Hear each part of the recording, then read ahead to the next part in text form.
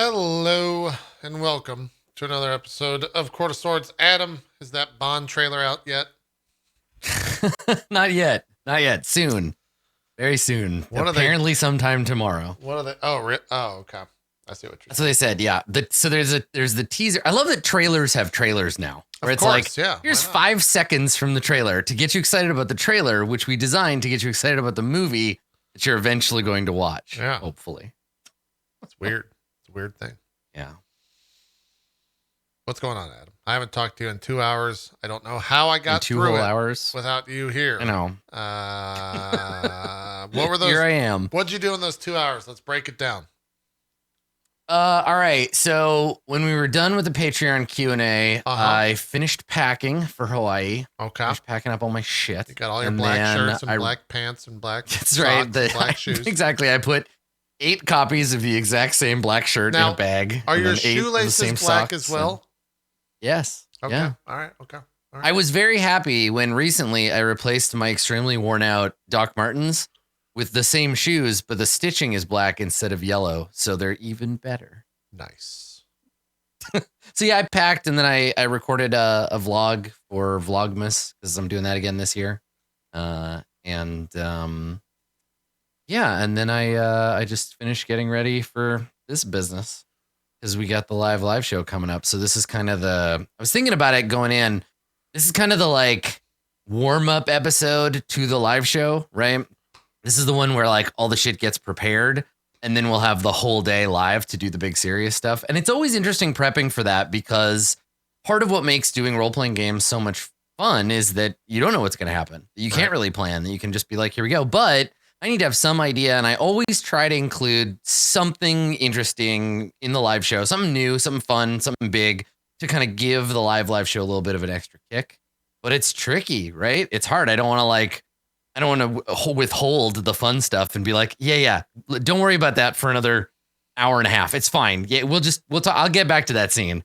Right. Like I try not to do that, but I've got some ideas about what we're going to end up with when we do the live show. And I think it's going to be pretty cool. Cool. When do you leave for your trip, your vacation? Tonight. Yeah, tonight. Really? I'm driving to Seattle tonight. And then I thought you were like on the flying out. Flight's tomorrow. Flying out tomorrow. Okay. Yeah. All right. Yeah. Gotcha. Yeah, but I leave home because it's way less expensive to fly just about anywhere in America from within America. So I'm gonna drive down and go from there. That makes sense. Do you have you're going to Hawaii? Do you have your entire trip planned out, island by island, hour by hour? No, are you just? I'm just going to one island. We're just going to the big one, and honestly, my plan is just chill out and like not have a bunch of plans. Which is very difficult for me. So I've isolated myself from the entire universe and I'm actively like, no, not just don't. I'm going to read some books, drink some drinks, I'm going to lay around and hopefully I can do that and not stress out about not having plans. It's hard to take a vacation, I think. I think for anyone in this day and age, but I think also for content creators, it's even harder because you're like, oh man, that's a cool thing. Let me take a photo of it and post it on Twitter. Nope. No. You shouldn't do that. Don't do that. Yeah. Don't take a photo of that thing because it makes you laugh and it might get a couple of likes. Stop it. It's tough. Well, like honestly, a lot of social media when you're at a con or you're on vacation, a lot of the posts are on the surface level, like, check out this cool lizard that I saw. Thanks for checking out the lizard, everybody. But really what you're doing is check out this cool lizard. Please don't forget about me. I'm still here. Yeah. I'm coming back. Don't worry. Yeah, that's how it goes. Yeah. So I'm gonna try to take some time off. Obviously, like since I'm doing Vlogmas, I'll still be making little videos and stuff. But I wanna just like actively try to chill out. I'm not gonna look at my sub count while I'm gone. We'll deal with all that when we get back. That's a future problem. Yeah, exactly. That's future Adam problem. Past Adam has already built everything up to where future Adam is hopefully good, and present Adam can forget about both. That's the situation. The hope. Yeah. How it goes. That's the hope. I am allowing myself some time to prep for the live show because otherwise I would get home, I'd have a day, and then I'd be at the live show. But that like GM prep stuff doesn't really feel as much like work because I get to just like sit there and write down like, I wonder what's going to happen. Maybe Zeke's character will do this. Maybe Dan will do this. I don't know. I get to just kind of like get excited about it. So Yeah, so I'll allow myself some of that work, but that's about it. That's all I'm willing to do. Sounds good. man. Mr. Ezekiel the Third, can we get a snow check, please? Well, the snow out here is starting to melt. I'll tell you this: it stuck around for longer than it wore its welcome, if you will. It had about 6 to 8 inches on the ground because the cool weather kept it from melting. However, it only snowed the 2 days that it snowed, but the snow stuck around because it stayed chilly. However, the last couple of days have been in like a balmy upper 60s, lower 70s. So all the snow is starting to melt. Everybody's taking their 4-wheel drives off in hopes that this lasts until the Groundhog Day. Back to you, JP. Thank you very much. Max, we sent an investigative reporter out there to Austin. Has he visited you yet? We're trying to find out if you ever actually lived in Denver. Yeah, he came by and he said, it's actually snowing and it's staying in Denver. And I'm like, good, even more proof that the world's dying. Back to you, JP. Fair enough. Zeke, what have you been up to besides watching the weather and giving me reports via text nonstop? No, actually, Adam kind of pinged on something that I did. Just like, you went to Hawaii? Yes. No. About taking time off and stuff. Like, I give myself 1 full day off a week. I get Mondays to not do anything. Right. It's a good day. I do like, Tuesday through Sunday. I have at least something to do on Twitch.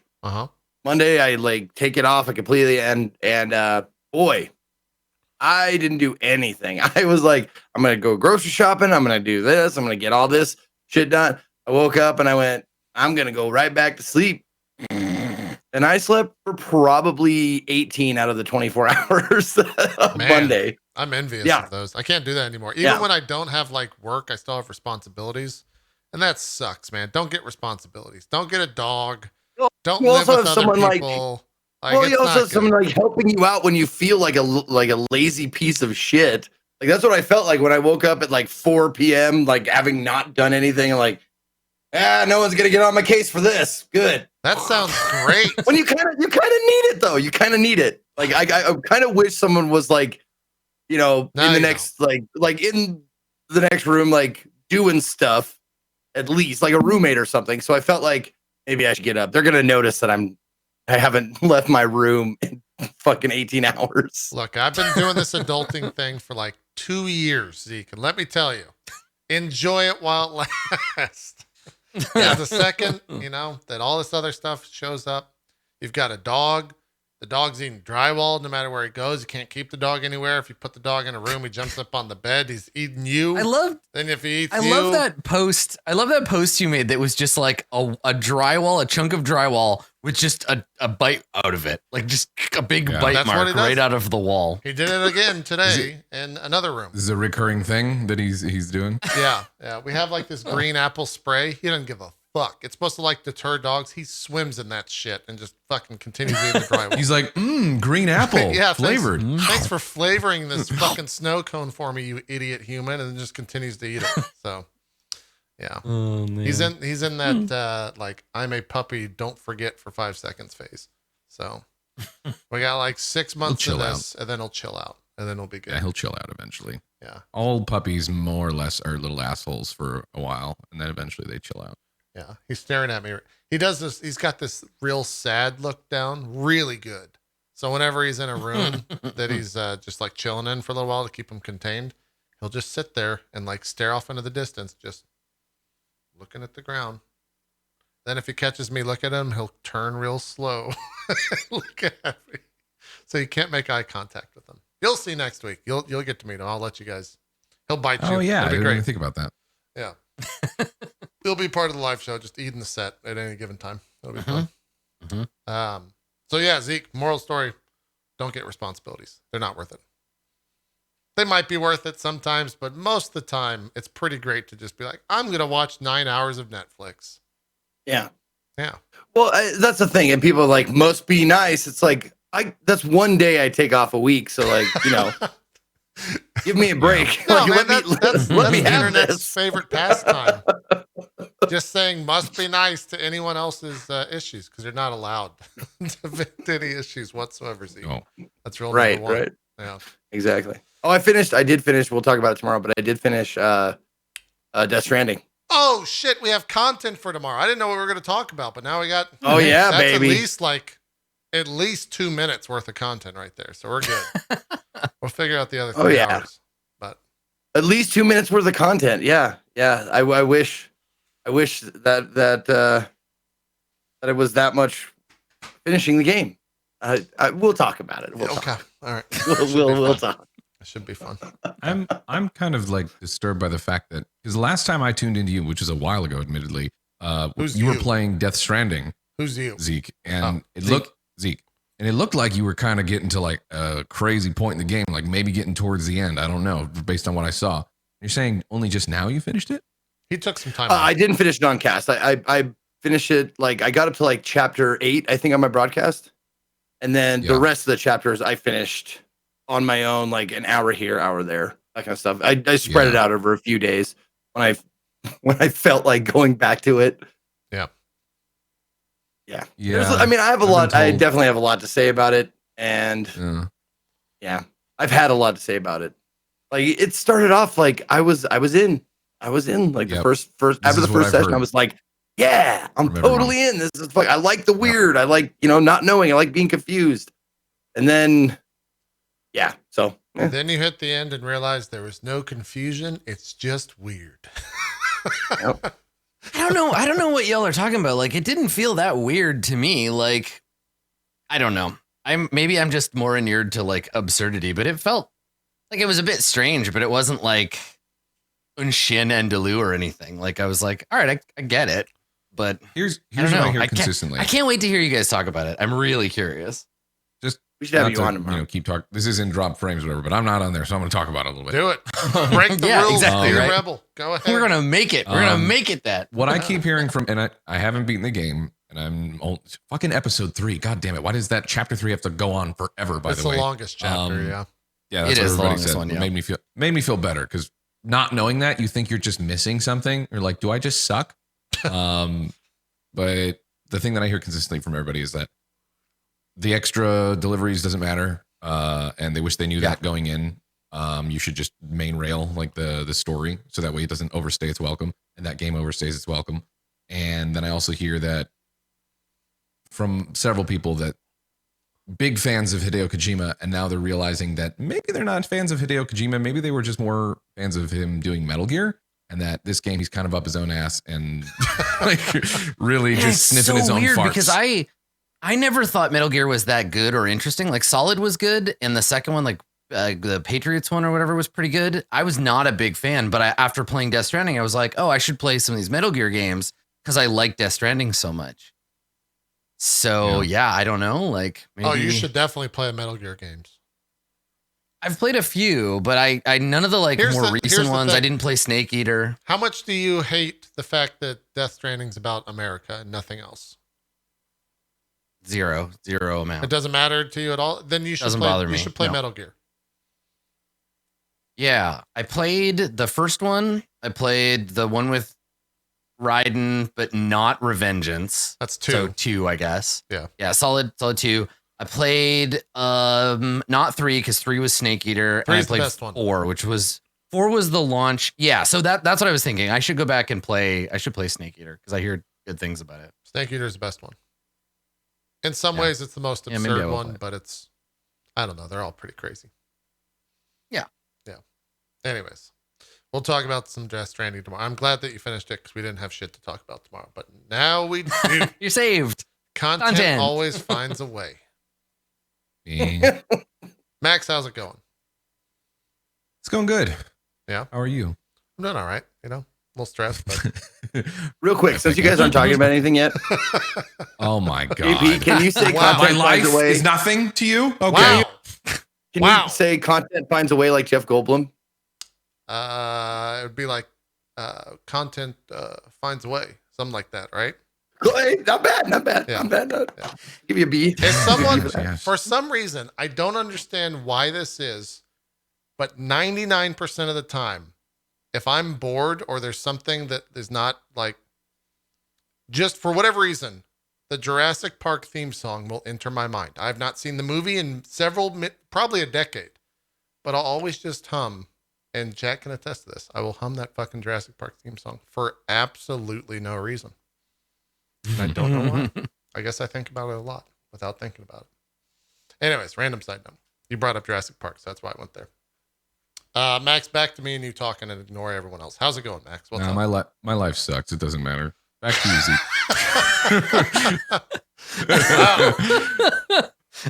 Wow, Max, I feel like you and I just moved like one tick closer together on the emotional wavelength. I feel like I know you just a little bit better now, Max. Oh, Lord. My life sucks. It doesn't matter. Oh, Lord. Hey, you win saw 1912. I saw that tweet. I saw you make 1917. When did you think?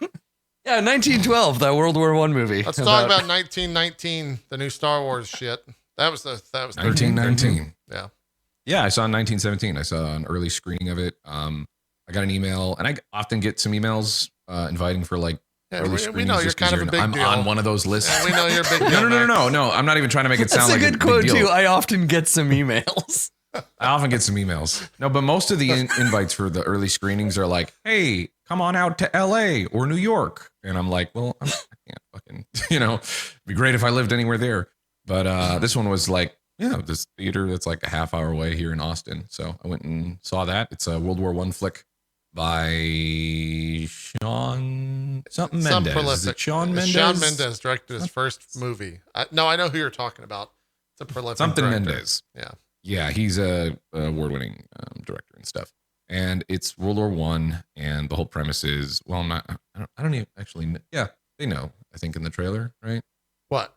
You guys want me to say the basic premise? Yeah, it's a one-shot of World War I. Yes, please. So the whole world decided to fight each other because the Germans were starting.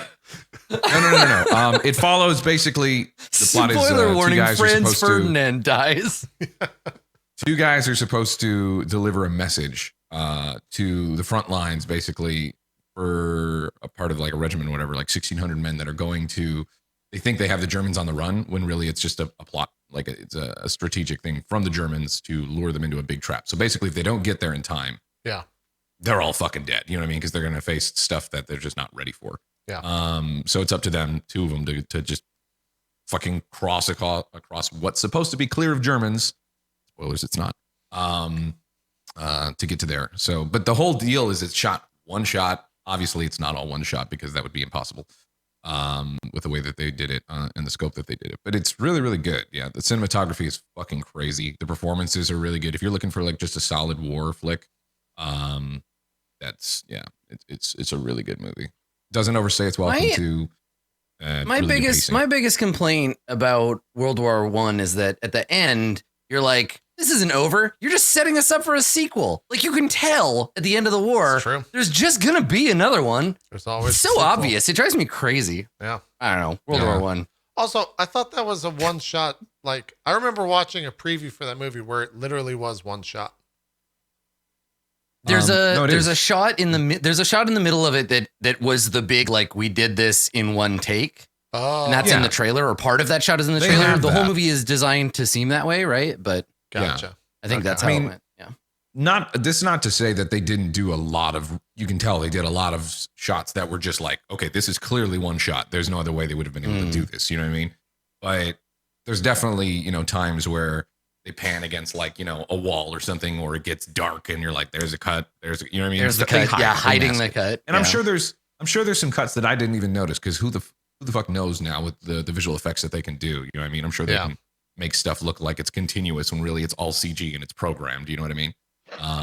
But yeah, it was really, really good. And I also heard too, from in the production, like they were just meticulous about getting the lighting right whenever they were shooting, even if the lighting was slightly off when it was transitioning from night to morning. Because there's a lot of that in this movie. Yeah, they could only shoot relative to the time of the movie because it was exactly. And if like whenever it's the world it's works, sunrise, 24 hours and half of those. If you know how the sun rises, JP, it starts slow and then it ramps up and it gets real bright out. So you know what I'm saying? Yeah. So did you, Max? Did you watch? What was that other the big World War II one? Came out last year. Dunkirk. Did you watch Dunkirk? I didn't See watch that one. that. Dunkirk was fucking. Because I feel like that's the comparison, right? It's just like big budget, like high action, like World War, whatever X movies.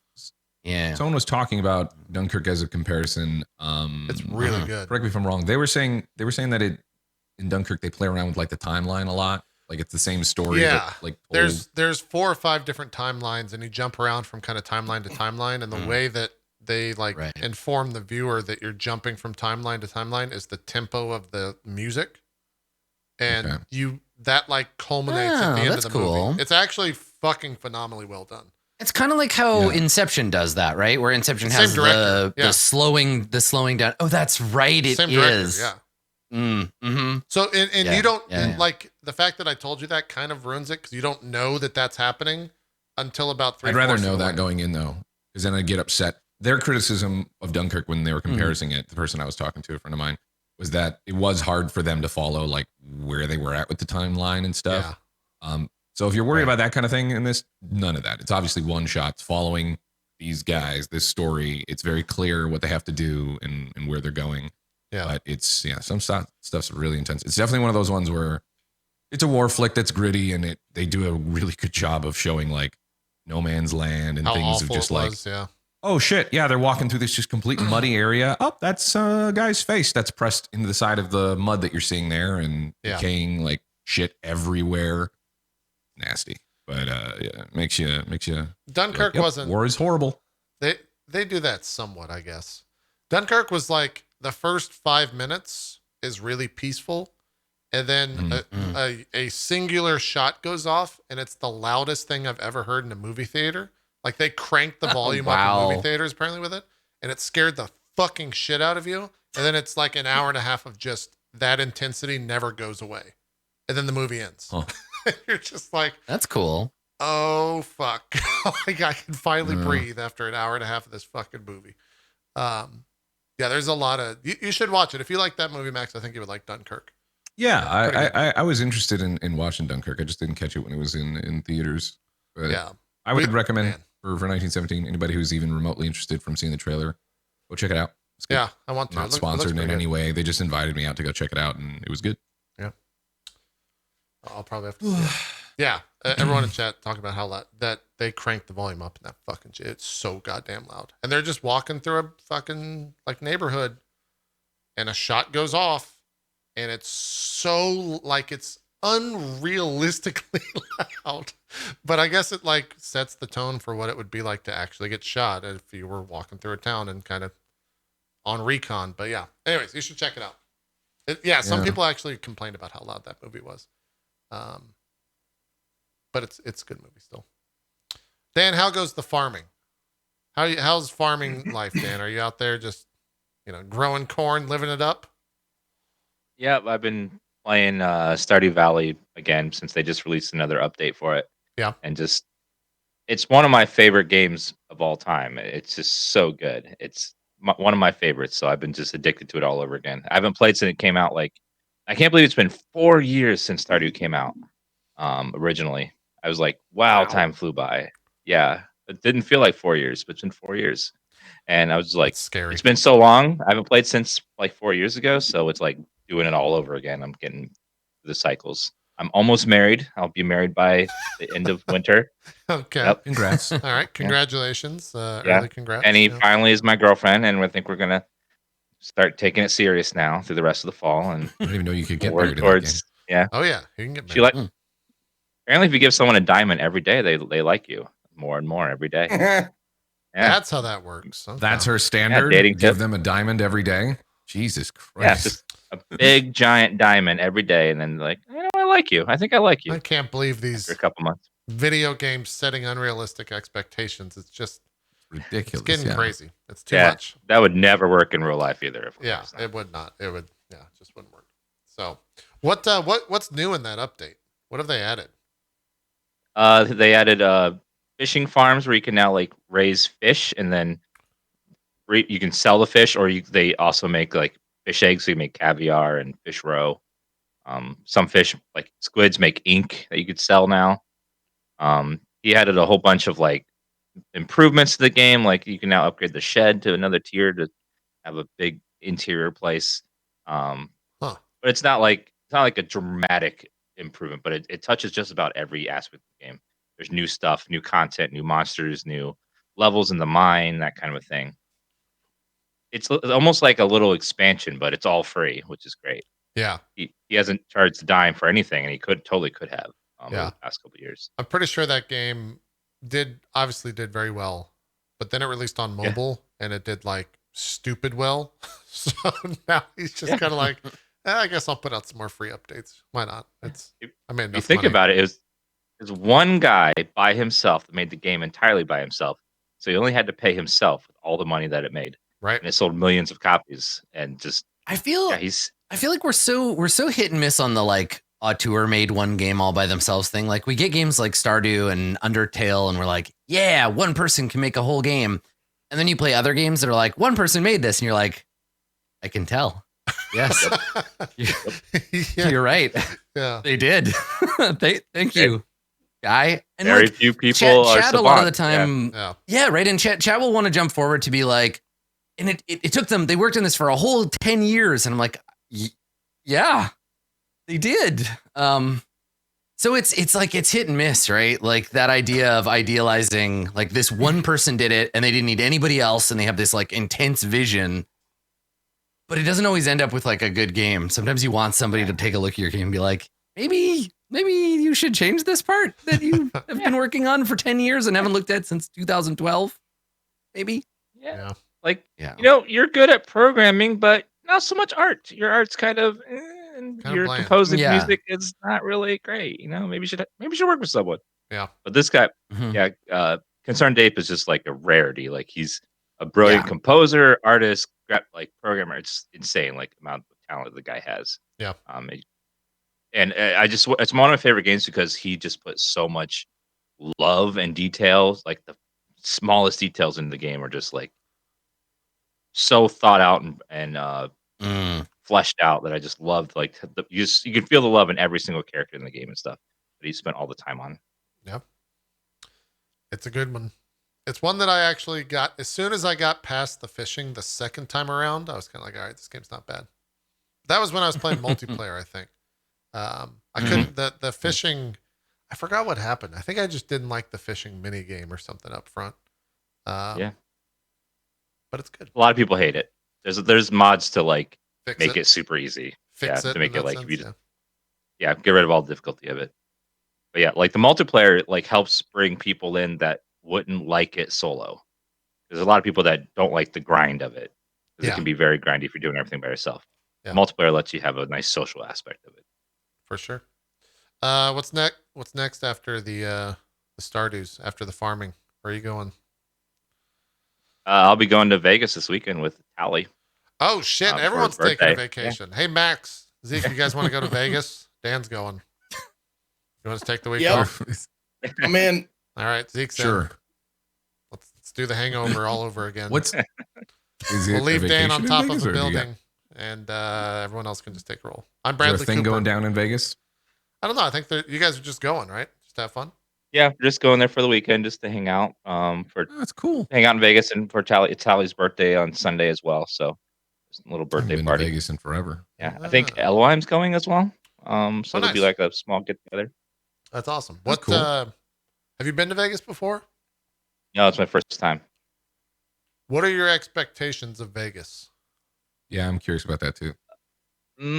I just want to like see everything in person. I kind of just want to like see this place I've only seen in games and movies and show. I just want to see it in person, and I also want to do a little gambling, like blackjack.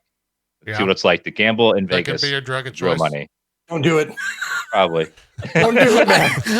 I knew it. I was watching Zeke to see. I knew you'd say something. I watched your face go like, no, Dan, no. It's like watching someone about to get hit by a bus. Zeke just leaps in front of you at the blackjack table, like no, knocks you aside. Yeah. Comes out of nowhere. Like, what the fuck, Zeke? Huh. I've been to the last time I was in Vegas, I had probably one of the worst weeks of my life. So I don't. Every time someone mentions Vegas, I'm just like, nah, I'm good. I don't need to go back. But Yeah. I think for whatever reason, I just saw like if you go to Vegas for the first time, I think you're gonna have a great time. But for some reason, when I went to Vegas, I had someone switched my glasses out with like, you're gonna see the shit of Vegas, and I saw the shit of Vegas, and now I just don't want to go back. Things like walking up to a table of some gamblers with friends there, and someone making a joke about how easy it is to get drugs, and then 5 minutes later we're in the restroom at the urinal and someone puts a fucking dime whatever of cocaine right in front of us, and we're just An like, 8-dime. You know, Oh my don't you God. gotta stay away from those 8 dimes. I just kind of like stared at the guy and was like, dude, I'm pissing, and no, I don't want your coke. What is happening? I was so weirded out. So yeah, just don't mention. Yeah. Apparently, just don't mention drugs anywhere in Vegas because they'll find you. They'll sell you drugs if you just whisper. Yep. If you just put it out there. Apparently, they'll. Next find time I'm in Vegas, I'm just gonna walk to the floor and be like, Yeah. you. Don't do "What?" it. Don't do it. I'd be like, Microphones. no thanks, sir. But do you know a good seafood place around here? Have you had the buffet here? Is any good? Walk into the casino, start asking random people if they can give you an 8-dime. Just be like, yo, Yeah. you guys, anybody in here? I'll never You can't forget afford that, my man. 8 dimes, son. Literally, like, hand in my goddamn pants, and someone just put a fucking, what is it, an 8 ball? Is that what's the proper terminology? I don't Yes, know. you were Yeah. you were conflating dime bag and 8-ball, but yes, you were on the right track. I've never had it just like, what the fuck? Dime bag typically is for weed, Yeah. and Yes. 8-ball is, 8-ball's is for for coke coke, yeah. or sometimes for crank. Oh, okay. Mhm. Gotcha. Maybe it was off. Maybe I should have taken the crank then. I thought it was the coke. Who knows? You would have had the best 35 seconds of your life, and then you would have I think- resumed the worst If you're trip. hanging out, Yeah. if you're hanging out with Tali and stuff, especially if Ella's going there, you guys are gonna have a good time. Honestly, yeah, I like Vegas yeah. just Yep. for what you're gonna do exactly. Is probably just go there, chill, a little bit of gambling and stuff. Usually, what I do is I pull out like a fixed amount, and that's my like play money for a bit. Once that's gone, then I'm just Mhm. like, all right, here I am playing, and I'll buy my drinks. It's fine. You know, the Oh, best that thing that I can works. do is just go to. That works. Oh, it totally works. Absolutely works. You will not find a way to get more money if you need it. Nope. You won't. Disclaimer. Promise. What I just said is for a specific personality type. If you are a different one, it might not go so well for you. Yeah. Yeah. If you have my type of personality, you have to give the keys to somebody else. I mean, you have to, look, here's my wallet. Here's everything. Like, here's everything I can spend money. I'll keep my ID. I've seen Dan play And that's it. the Dragon Quest slots. All right, I think he might be in for some. Mhm. They actually have like Dragon Quest slots that you can play there. Dan, you should seek those out. You'd be a pro. Yeah. Be great. We're planning one night of doing like nickel slots, just a bunch of nickels and just sitting there drinking and eating and just. Sounds like a low amount, If you doesn't it? have- Sounds like nickel Yeah. slots. You ain't gonna lose much, right? Sounds like real anything. You can just do it. What they don't tell you is you bet 40 times a nickel to cover every line. Oh man. Sorry, I'm itchy. I'm sorry, I'm itchy. What's going on here? It happens. If you can find the one slot machine that I like is the Willy Wonka Chocolate Factory one. That one's fun, especially if you can find the one where it actually has like a chair that moves around and stuff. You go on a chocolate boat ride and fun. Really Weird. cool. I Oh, that didn't sounds realize- awesome. I didn't realize they got that intense with it. It's super I cool. want to That's find my a favorite one. Silent Hill one just so I can spit on them. Just create that content, Yeah. man. Just spit on it. There you go. The pit boss will love that. You'll get carried around just nonstop in Vegas if you do that. What are you got? Is Tally taking? Tally's kind of a foodie, so I would suspect he's going to take you to all the good restaurants. We have like dinner every night planned, and then mostly just chilling, drinking, eat, gamble a little bit, hang out. It'll be good. Nothing too crazy. If you're looking for places to eat, I recommend STK. That's at the Cosmo. I recommend Kraft, which is pretty good. Mhm. That's Tom Colicchio, the guy from Top Chef, the bald guy. That's his restaurant. Mhm. There's one or two We're going others to, that I'm blanking on. We're going to that Gordon Ramsay's restaurant. Is down Oh there. yeah, He has a that's one. that's Mhm. also good. Yeah, I mean, you can kind of throw something, spit, and you'll end up at a good restaurant. Is that the lingo? What's the lingo here? Someone help me out. I think you were conflating two different. I'm all about getting idioms, things but mixed up today. yeah. It's because I'd I like like it. to announce that I'm actually moving to mix. No. I thought you were gonna say you're getting moved into an old folks home, which No, that's Okay. that's after I an early retire. start. Yeah, that's after I retire. All right, let's run a recap, and then we'll start playing. We went a little bit long on the post show, but who cares? Here we go. It's the recap. Previously on Court of Swords, Maharib leads the party out of the monastery and up into the mountains, headed for the fortress of the Embers of Imix. Along the way, they're accosted by a violent troop of tiny lizard people who attack, claiming our protagonists are intruding on their turf. During the battle, the ghost that possessed Berg is freed, but it immediately jumps into the unoccupied body of Unnamed. And while that's creepy and weird, it bodes well for the party's future plans to awaken their dark sorceress. The fight takes a brutal turn, and as it ends, the shadow of a winged creature falls over the battlefield.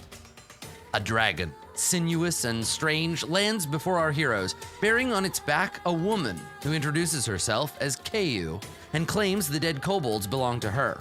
She and her dragon, Loom, are enemies of both the Court of Swords itself and the Mara who occupy it.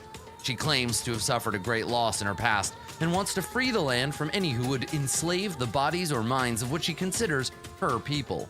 After talking with Ramus about their shared goals, she hands him a whistle made of bone, saying to play it if there's ever anything interesting going on. They head onward, up into the mountains, where they find the Fortress of the Embers seemingly abandoned. They descend nervously to the second level, where everyone hears a loud drumming sound. They follow it and find the Embers caught in the midst of a noodle eating contest. And after Berg graciously allows Corlon the Eater to retain his title, the party is happily received by the community of fire worshippers. We learn a secret or two about 10 pillars and end on Ramus, alone by the doors to the fortress, their solitary guardian, while everyone else enjoys company down below. All right. Boom, look at that new transition. Oh, you guys, it's so good. I was so happy with that. Very happy with that. I like watching the recaps and trying to figure out what I'm saying when I'm doing things like gesturing at my face. I'm like, what was I describing there? I just look, I'm glad we have the recaps because I look real quick to see if I'm wearing the same shirt. And if I am, I make sure to go change it. That's how I keep myself honest, you know? Got to make Fair. sure you're not wearing the Fair. same shirt. Yeah. It occurred to me That is that I a missed real a perfectly concern. good Yeah. it is yeah, really right. concerned. Yeah, you don't want to show up same shirt. I realized when I was listening to that recap, we missed a perfectly good opportunity to have a "you know how to whistle, don't you, Ramus?" remark when she gave the whistle to you. But it just blew me right by. So Yeah. all right, we'll have to save it. Mhm. For all the cinephiles out there, just Mhm. That's put right. your lips together and blow. I never thought that line was like sexy. It was just weird, but I guess it was written to be kind of hot back in a time when that's how you wrote hot content. Which for movie? Movies, I guess. What movie is that from? It's Some Like It Hot, maybe. It's like an old black and white like romantic comedy, basically. Home Anyway, Alone. It's from Home Alone. we have goals. It's Home Alone, yeah. Everybody has we have goals for everyone. I think when we start today's episode, we'll have it an indeterminate amount of time after the party. So probably like the next day, where everybody is basically like recovering from what became kind of a party last night, right? There was the noodle eating contest, and then you guys showed up midway through. Everybody was happy to see you, and there was eating and drinking, and it wasn't quite like Matrix 2 Zion rave levels of like, If party only. time, but right, you got to earn that. Man. But we did have, there was a little community like event. There was some dinner and everybody hung out, and the drinking and eating went on long into the night.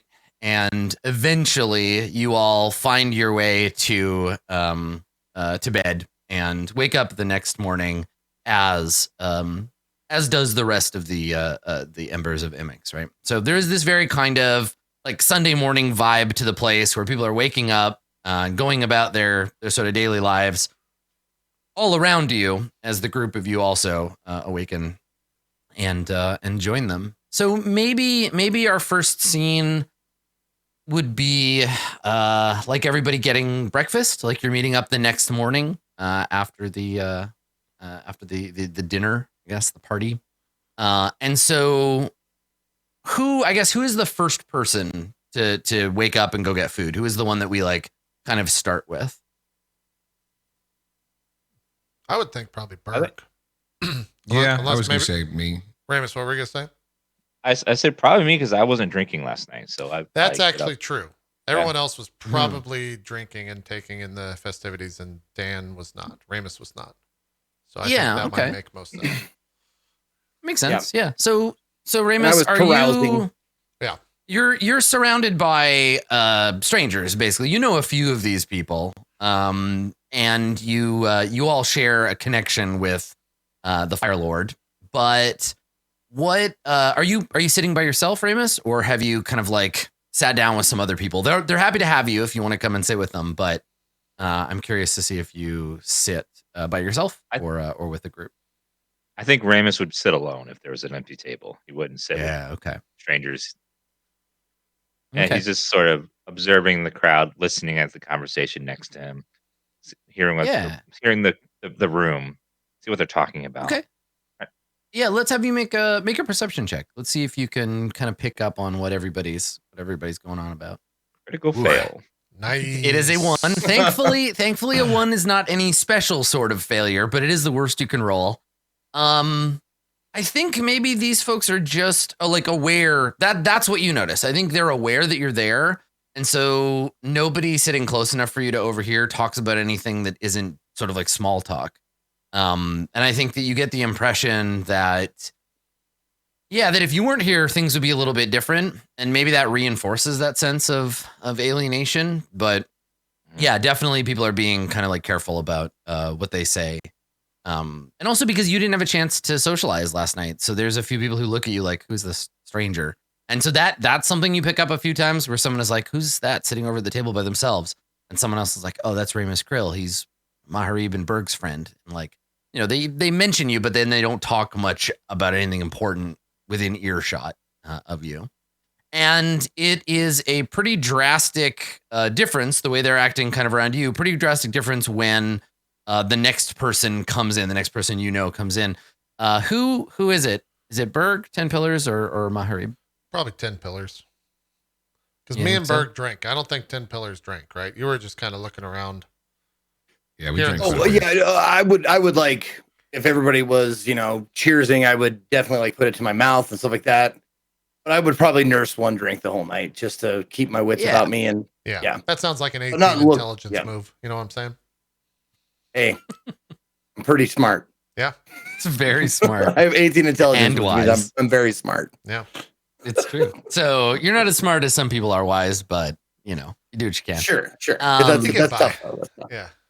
So yeah, I mean, you're the secret agent, man. Did you, when you were partying with everyone else, what was your focus? Like ingratiating yourself to these people so they think of you as a friend, learning secrets, like asking people questions that they might not answer if they were sober, like, or were you just actually like hanging out and trying to relax?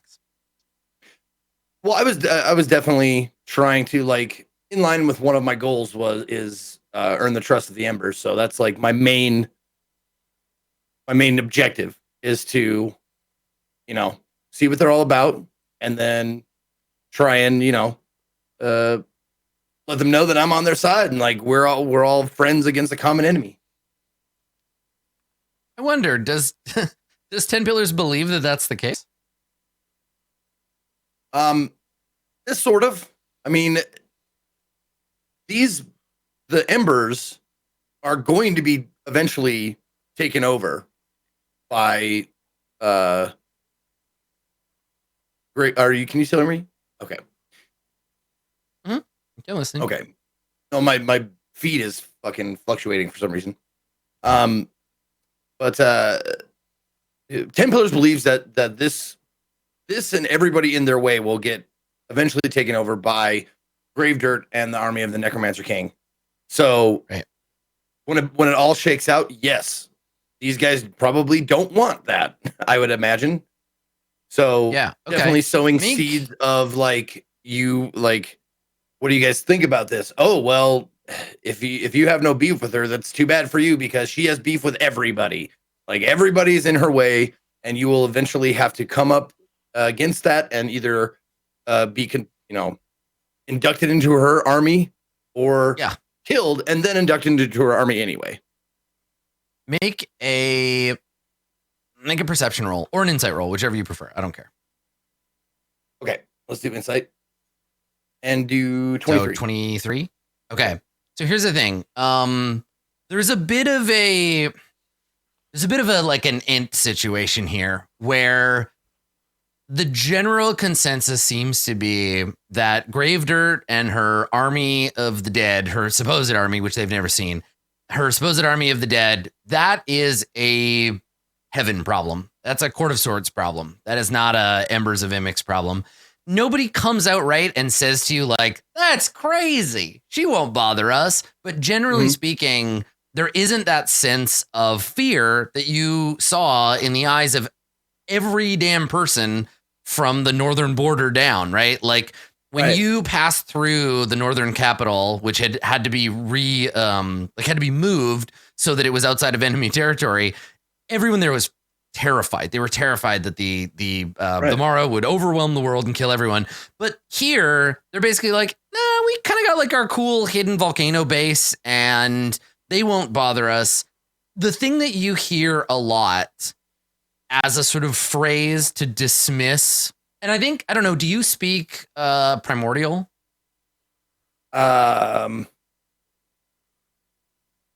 You said I get Common, Celestial, Dwarven, and you said I get a couple of other like dialects and stuff.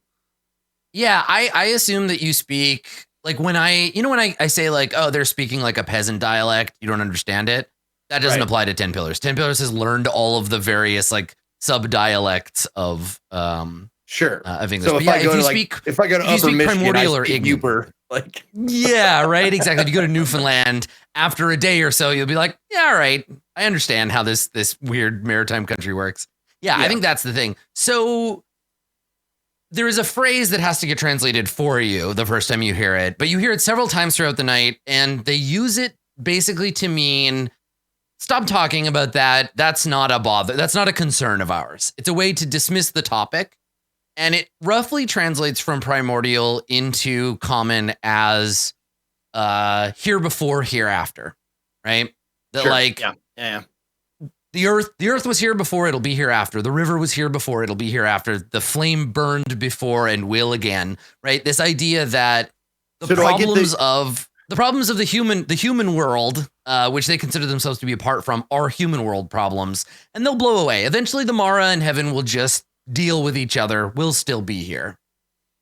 So, in dealing with like going around the army of Gravedirt and stuff, did I get the feeling that they would just conquer everything, or they just had a major beef with the powers that be, and they probably like? Do you think I would get the impression that they'd leave like in like the tribal peoples alone? No. What is abhorrent to the Mara, far as you can tell, is like life itself. That they're that's the impression that you get, was that the Mara wouldn't, that the people of the Embers are wrong about that. That maybe their opinions are skewed. Well, and that's I would definitely like try to instill it in, like, you say the river will be here. The river was here before, the river will be here after. And I will tell them stories of rivers being dammed, rivers drying up because they don't know they don't care about, like, I don't want to use the term sustainability, but like, you know what I mean? Right. Yeah. Like, they don't give a fuck about that shit. They will leave everything that you love, salted, barren, dry. Like, that will happen whether you like it or not. You get dismissed all the time by people who are just like, it's okay that you think that. You have a limited point of view, right? Of course, your structure is the structure of this threat, and you don't understand. Perhaps you'll learn if you stay with us long enough. So I want to know, what is your priority during? What's your priority during? Yeah, what's your priority during this party? Being the like, no, you don't understand, you're wrong guy, and like debating everybody you can get your hands on, or being like, oh, maybe you're right, but secretly knowing you're all fucked unless something important, like something happens. Yeah, no. That's part of it. Part of it is like getting a sense of where they think they are in regards to this coming war, and they're Switzerland. Then They're they're volcano. They're volcano Switzerland. Exactly, and then trying to ingratiate myself to them, let them know that I understand what they're saying. I'm on their side, and I hope that they're right. I really do. I hope that maybe you guys have the best idea of anybody. Just, Has 10 Pillars ever held public office before? No, I would say no. Okay, you've never been like a minister of something. I feel like if you had, you wouldn't be out here, right? Like you'd be locked to a desk somewhere. Okay, exactly. Can you make the anonymity thing? Yeah, make a persuasion check for me. Mm-hmm. Persuasion. Yeah. 19. Okay. Is persuasion one of those skills that gets the like? Yeah, but it's a 6, bonus? so it'd be 16. Oh, but it's a 6, so it'd be 16. 16. Yeah. Yeah. Okay. Good. I mean, 19's nothing to scoff at. Okay, cool. So, despite the fact that you disagree with them, and despite the fact that what is generally considered sort of not party-friendly conversation does come up, you get the impression at the end of the night you've made some friends, you've made some good impact, right? So The next morning, when you walk into the same room that was the hall in which you were partying, the ancient dwarven hall in which you were partying last night, instead of being met with suspicion and scowls, there's some waves and some nods. A couple of like shared looks of like, man, I'm hungover this morning. Aren't you hungover? Right, forcing you to be like, yeah. Rough. And I'll point to like a stain that I got, like, I got a fucking like noodle stain or like a ale stain or something like that on my shirt. Yeah. So you see Ramus sitting by himself, and you didn't see him all of last night. He was just not around. You want to go sit with him, or do you just get food and sit with your new friends? Is it just Ramus? Yes. I'd love to. I'd love to have a seat. Okay. All right, Ramus, you see 10 pillars coming towards you. And I look at him to see if he actually wants company, because if he doesn't, I'll fucking leave him alone. I point at the seat across from me. Like, all right. I grab whatever like food they have. Okay. Sit down. Yeah. It's basically just like rice porridge. I light up. I take a couple of bites. Realize like I'm not super hungry. I had a lot of fucking noodles last night. And I light up the pipe. Didn't see much of you last night, Ramus Krill.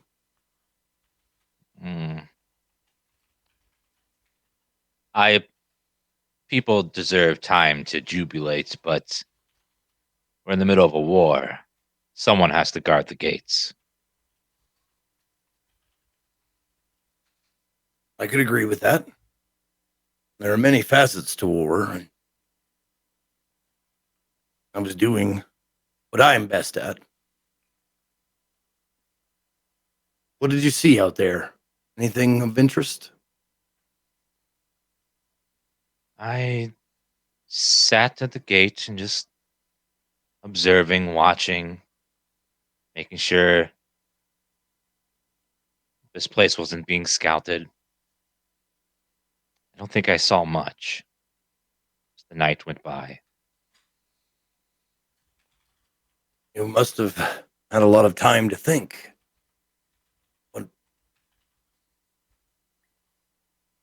What did you think about, if you don't mind my prying? I was thinking about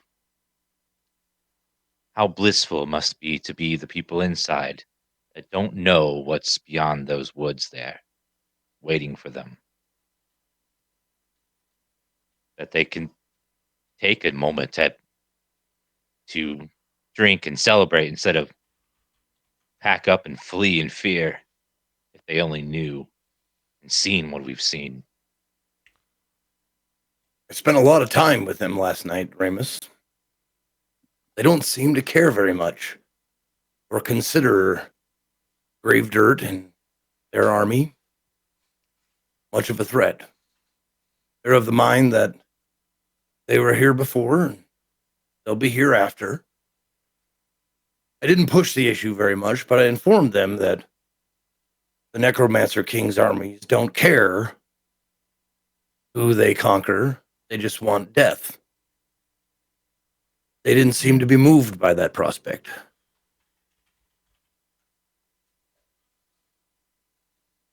It reminds me of a soldier in training who's never seen battle. They think the training, the drills are just meaningless and boring and dull until they finally taste a blade or see the army trying to kill them. And they realize how important the things they thought were boring were. They don't want to believe that they're training for to save their life one day. These people need to experience the evil out there just to ready themselves, because it's easier to not believe, to sit here and think nothing will ever happen. Right. But trying to convince them otherwise proved difficult.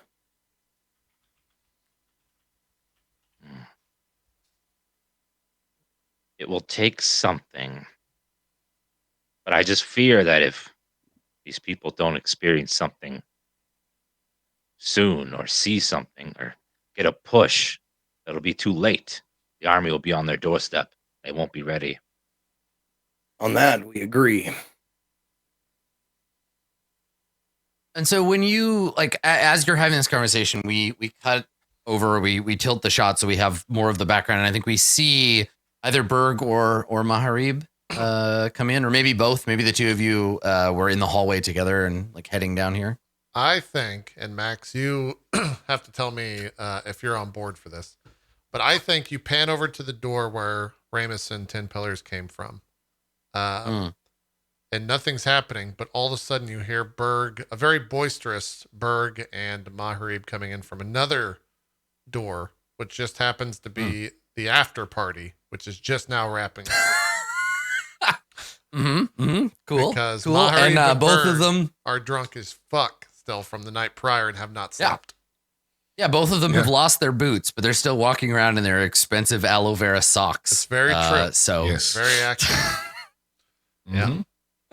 Yeah, I think. Yeah, I like that idea. That like you just like it's morning for everyone else, but yeah, I think that the subtle nod from Berg, if we were to do a flashback to the night prior, the nod to Berg when the beer was handed to him from Maharib, like, I think that was a nod of like, yeah, we're gonna drink a shit ton tonight. At least that's how Maharib interpreted it. And so that's what we did, is we drank with all of the common folk, as it were, and probably never had like an empty glass the entire night.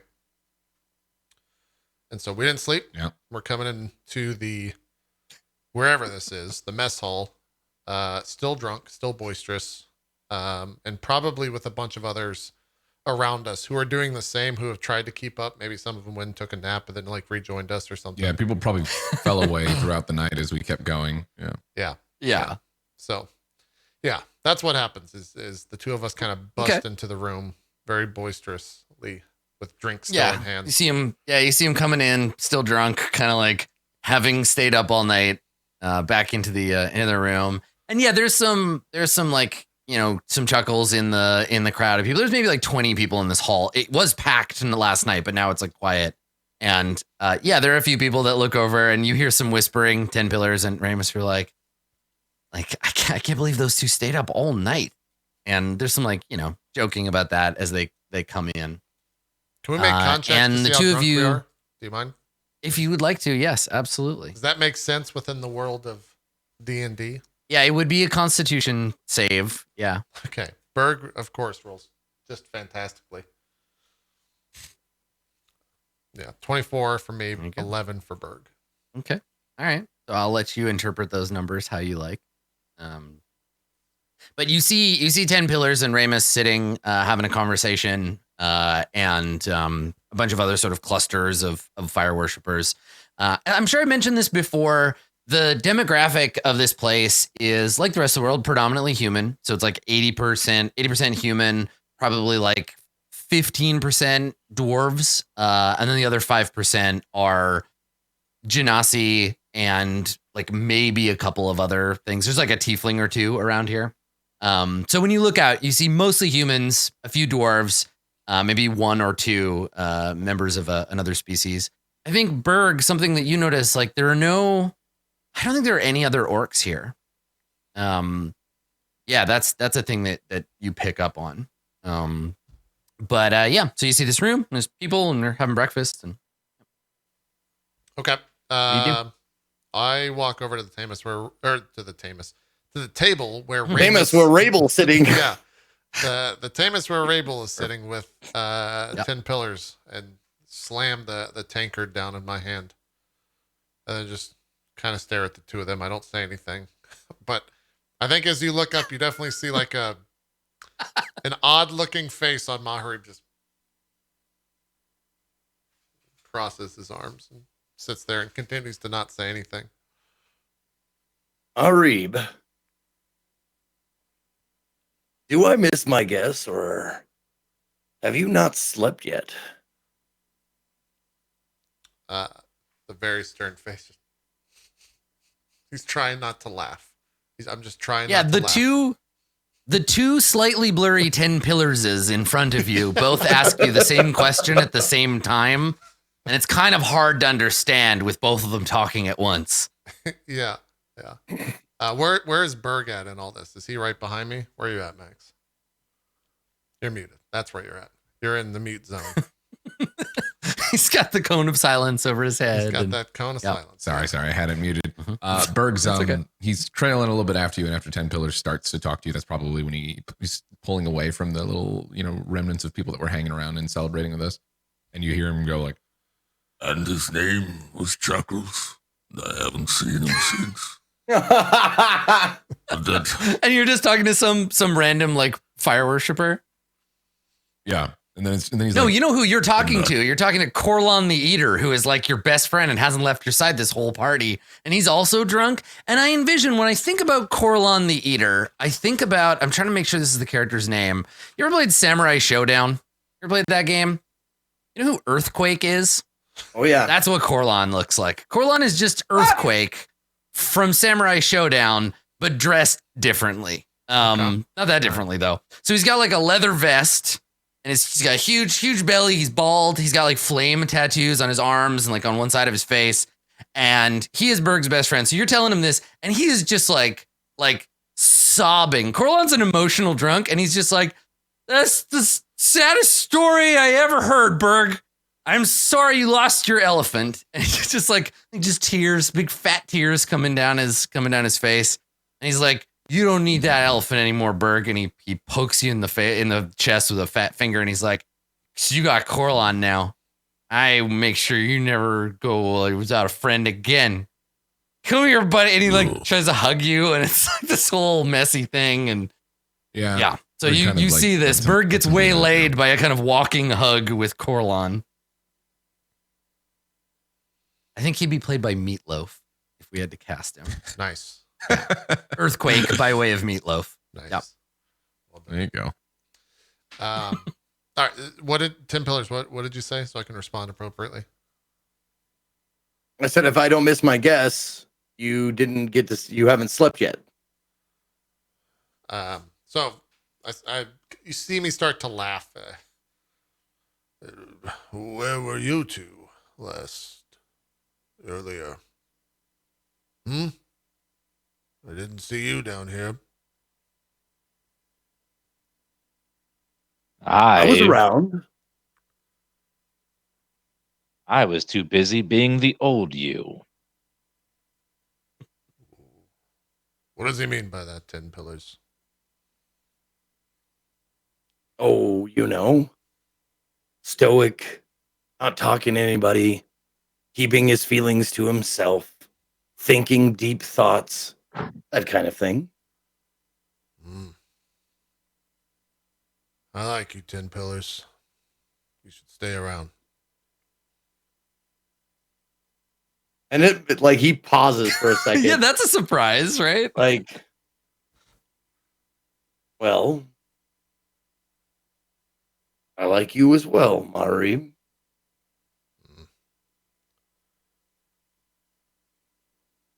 I need to sleep. Shuffles over. Oh, okay. Yeah. What the fuck was that? Yeah, Berg walks by. What time is it? I don't know. But if you're going to stay 10 pillows, we're going to need to find you a god to kill. You too, Mari. We've all done it. We're gonna kill someone. Who? We're gonna kill a god. Oh God! I thought you said a guard. I wouldn't kill a guard, No, but a god, no. yes. We're gonna kill a god. Yep.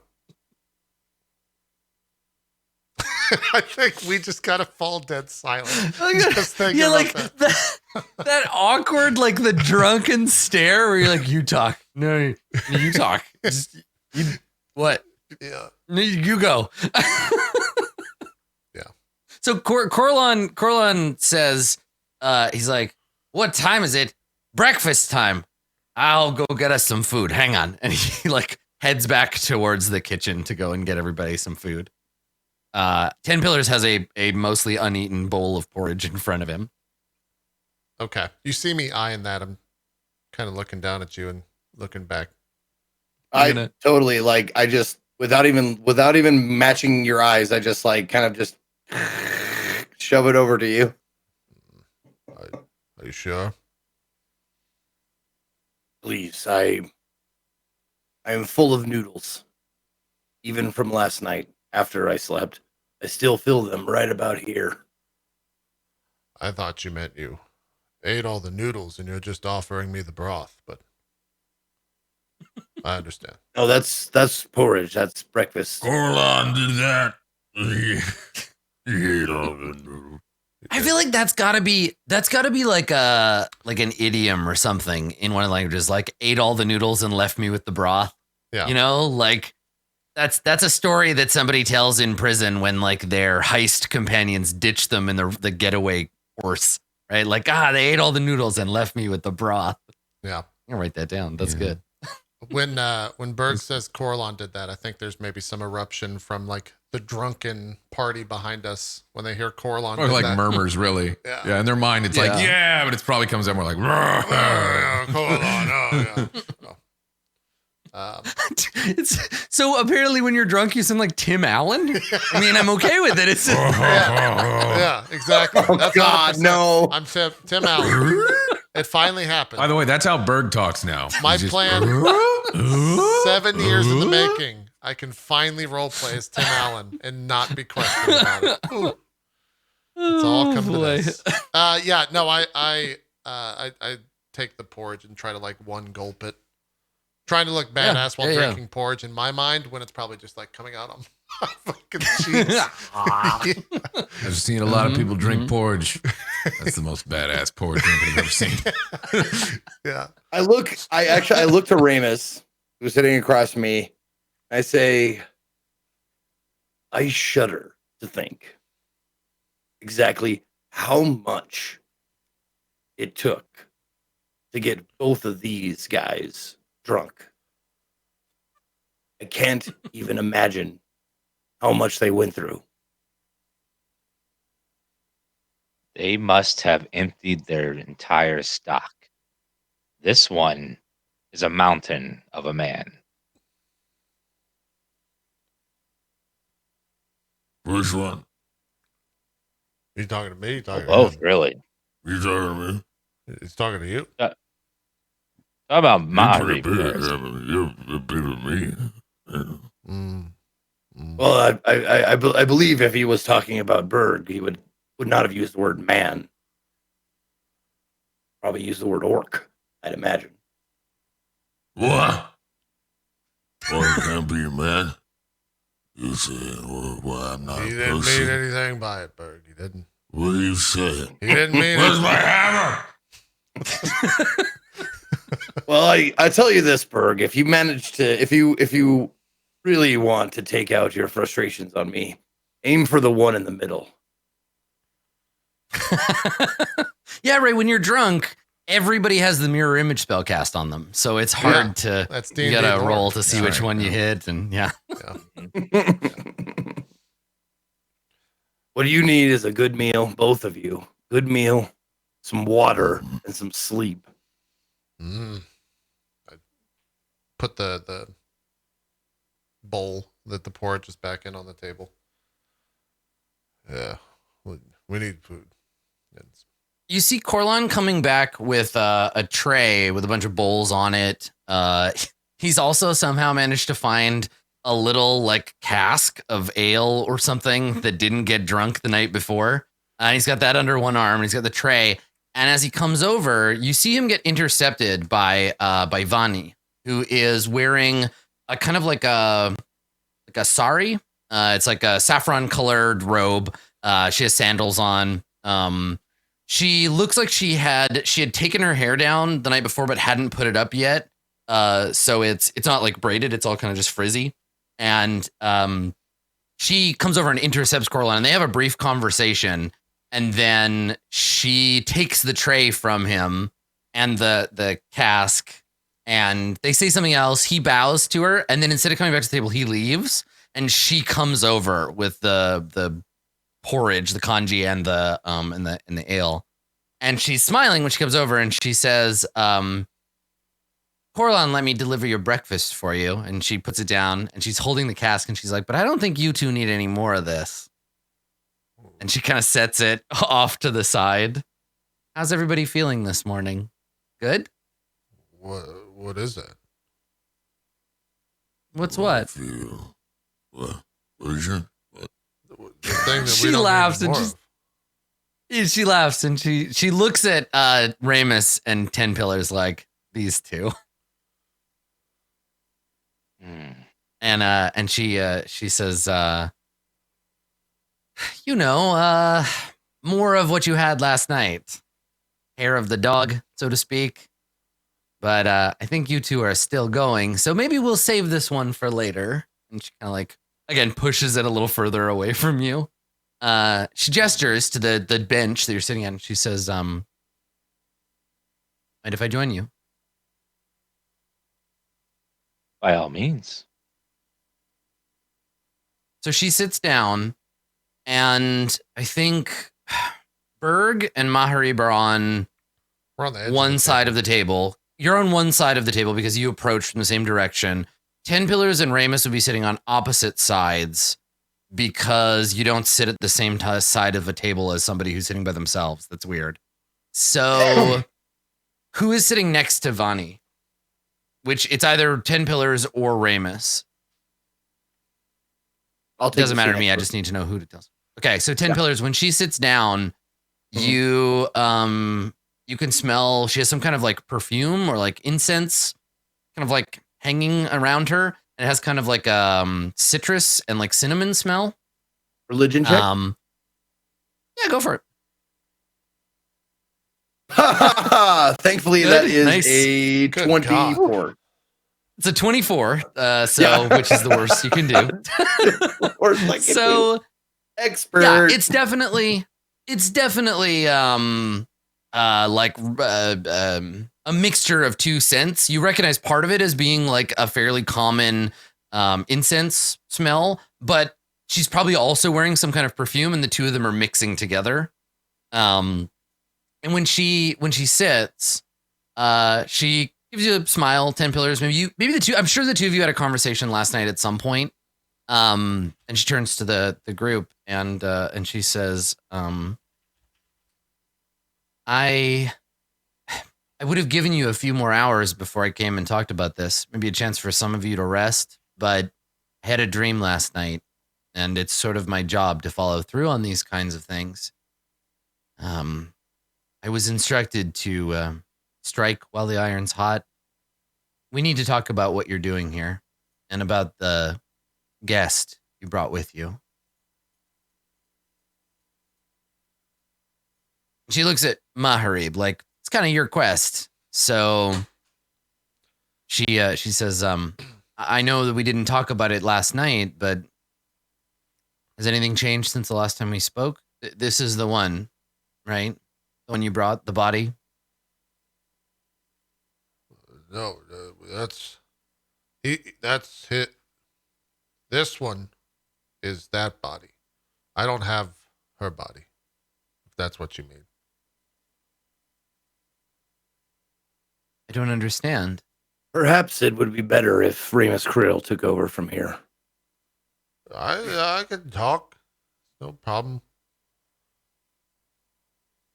Everyone got so serious all of a sudden. Yeah, right. She You motherfucker! Fuck you!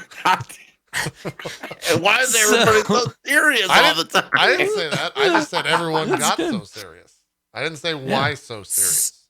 So she looks at you, Maharib, and you can see You get the irony, even, right? Oh, I do. Yeah. even through even through the drunken haze, you can see there's a look of like pity on her face when she looks at you like that's not what we talked about, and that must be bad for you. That must be like she looks at you like, oh, poor thing.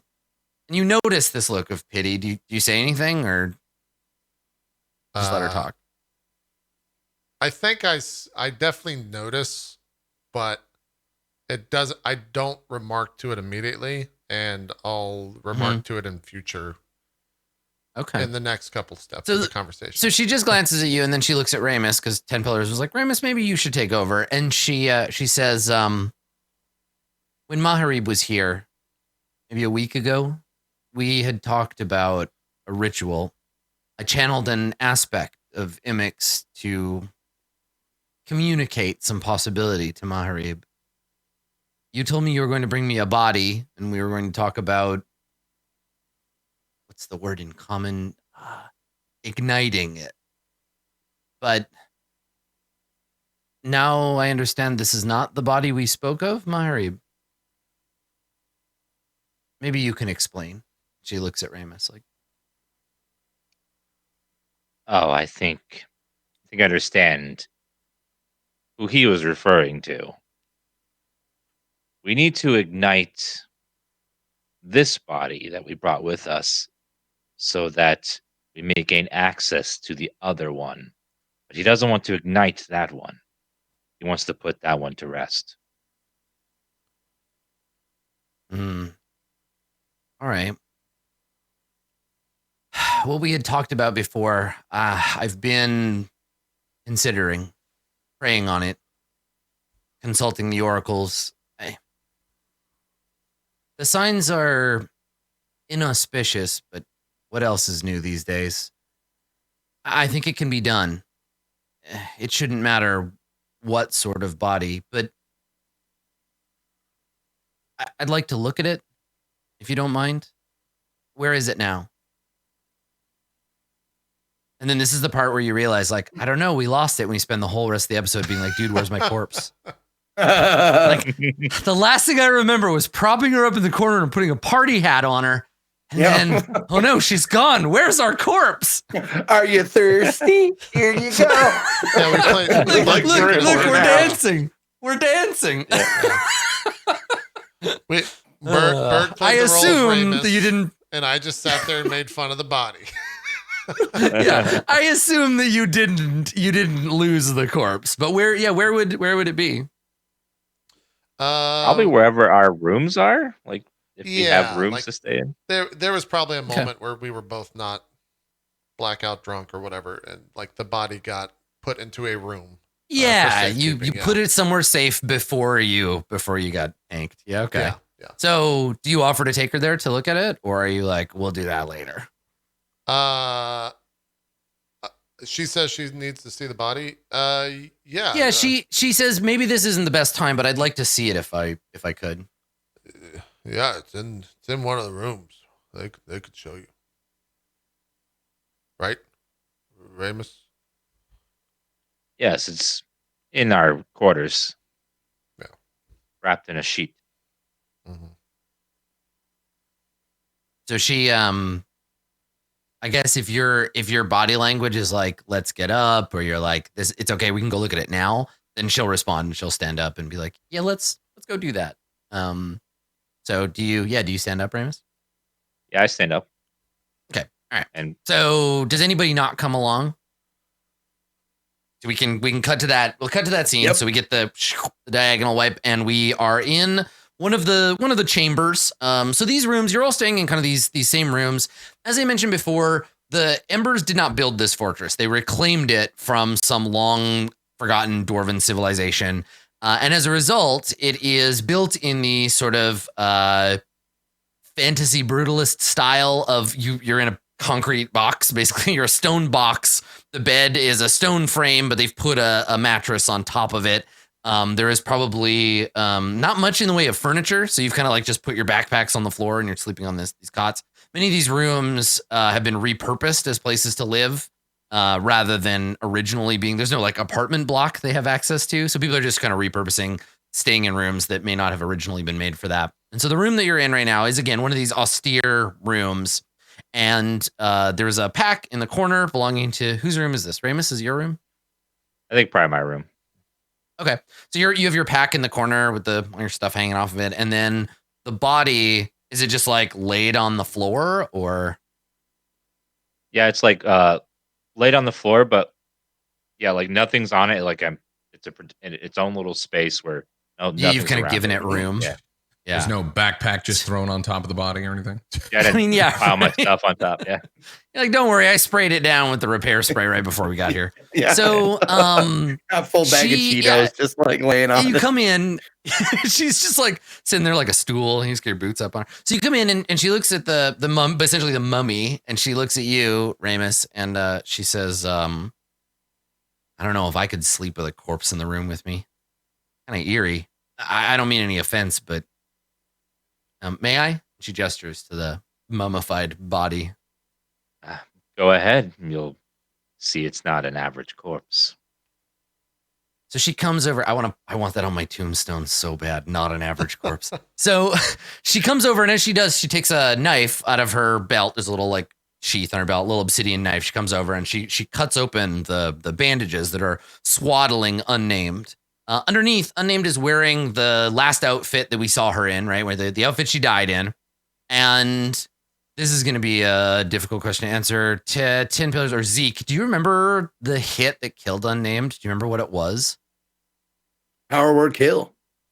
Yeah, that's right. So you were just kicked out of your body. You just. Yep. So the body is in perfect condition. There's no signs of injury. Right. Yeah. You just died in it. So she looks at it. And she turns almost in disbelief to you, Ramus, and she's like, how long ago did she die? It's been weeks. And have you been preserving the corpse? With magic, I mean. I did at first, but then I realized it wasn't necessary. She doesn't decompose. Fascinating. She crouches down and she puts the back of her hand on Unnamed's cheek and looks up and she says, she's not even cold.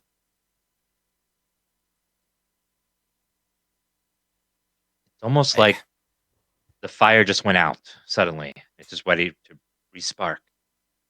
She nods and she says, well, that's the thing. I don't believe in fate or destiny. I think the idea that heaven pulls our strings to be deeply, deeply offensive. But I do believe in circumstance. Sometimes there are patterns, even in nature, that can't be explained. And the fact that you brought her here to bring her back. See, this is the thing about the ignition. It doesn't work on humans.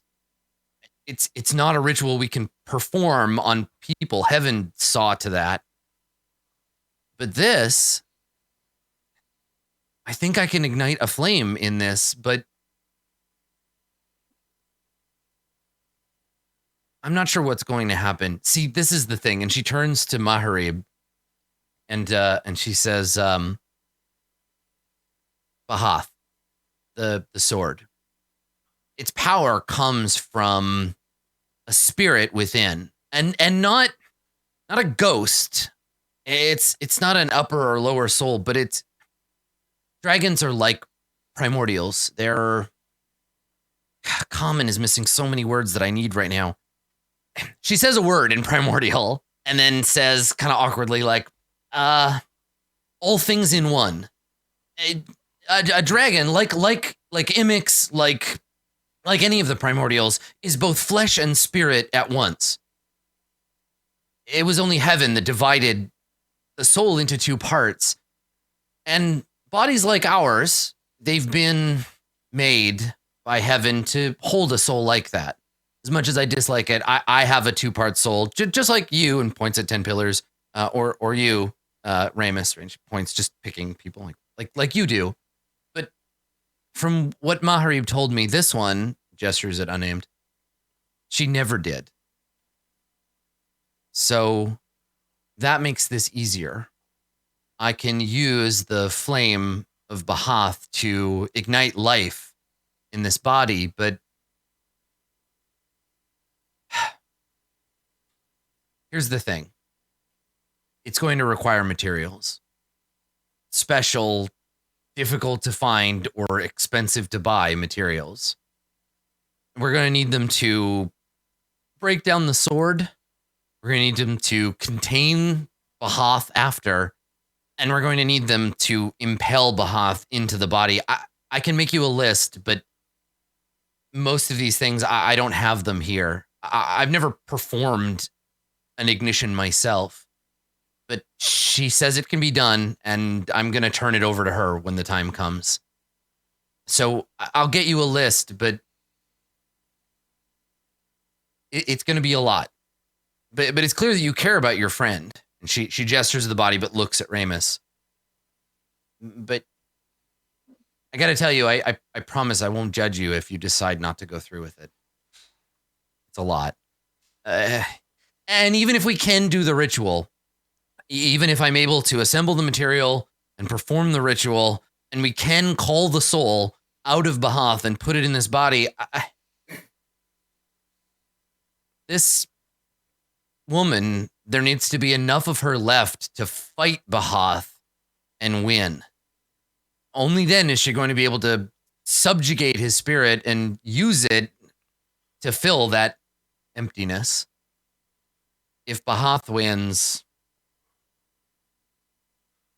she shrugs, kind of like, I don't know what's going to happen. So that's where we're at. That's what I'm going to need. I can make you a list, and then I'll let you decide. You can leave the ritual itself up to me. But we're willing to try if that's what you want. I understand the risk, and you're giving me a chance at seeing her again, and that's better than nothing. I will knock over heaven if I have to get these materials. And she's a fighter. Bahath better be ready for her, not the other way around. Vani smiles at you in a way that makes you think she has just noticed something about you that maybe no one else has ever seen before. Like, she gives this very knowing look like, oh, Ramus Grill, look at you. And she says, your conviction is admirable, Ramus. We're going to need it. I'm going to go to the sanctum and prepare my shopping list for you. I think Awoot wanted to talk to you, but she looks at Berg and Maharib. You might want to sleep off the party first.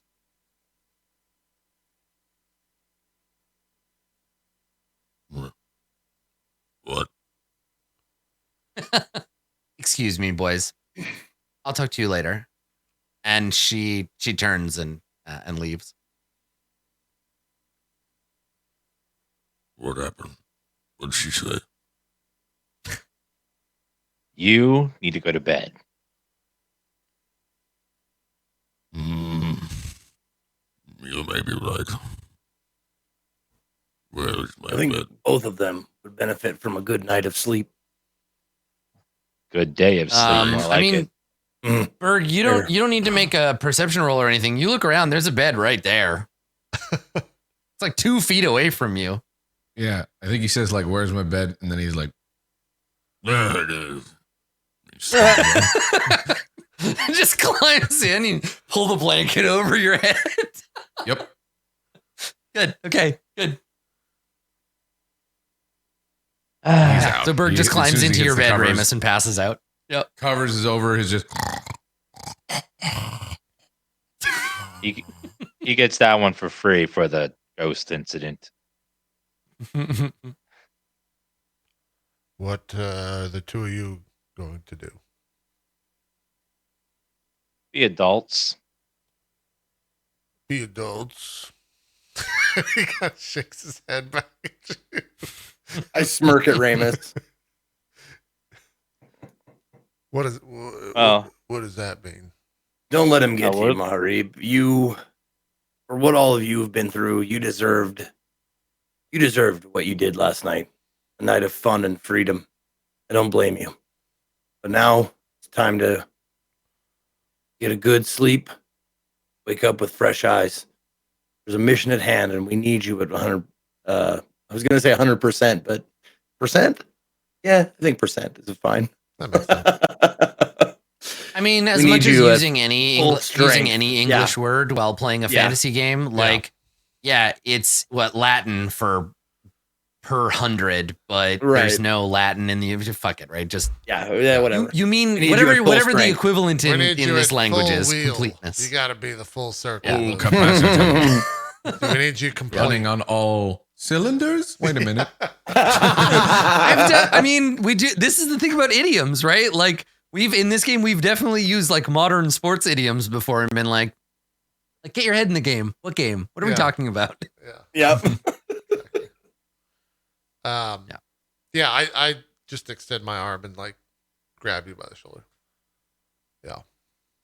Yeah, and you definitely feel like you don't really know how big you are right now. I don't think so. Like you feel like your arm just go. Boom. Yeah. Like I tip over a little bit. Right. Oof.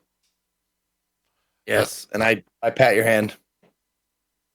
Now go All right. sleep the sleep of the giants. Yeah. Have fun being an adult, Ramus. It's gonna be good. Good night, mister. All right, you're being weird, Ramus. I'm leaving. I just kind of like walk out of the room and slam into the door a little bit much, and you see me kind of like turn the corner, and I'll walk down the hall to my room and go to sleep. Maybe hear like one or two other shuffling of me hitting the side of the room or side of the hallway. But eventually, I make it to the room, and the door shuts. So what do you think we'll need, Ramus crew? I don't know. She made it sound like mysterious things that aren't common. I have no idea what she will request of us. But I highly doubt it'll just be a walk down to the corner store and pick some up and come back. Wonder how much time this will consume. Hmm. If she had a Probably soul about to begin with, this would be a very much easier prospect. But this is a brand new undertaking. Do you think it will work?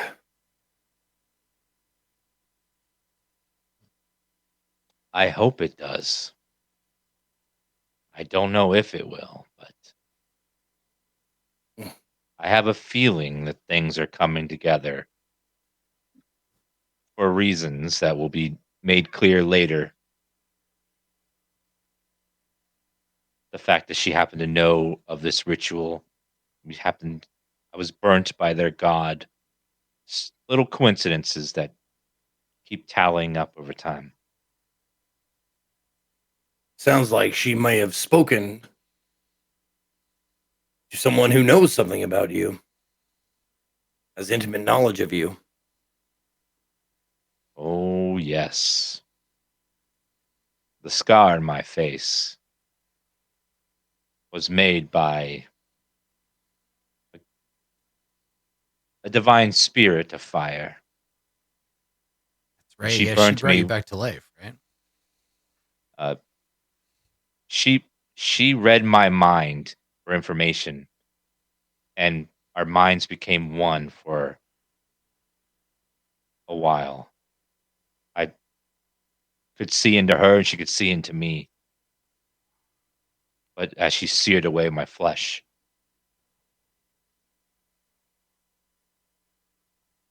Now, I'm forgive me, but was the name Agni ever brought up in my presence?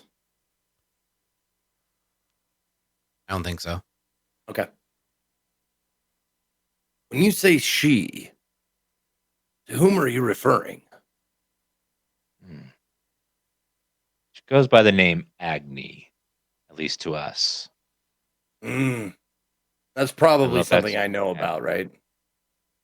You can make a religion check, yeah. Okay.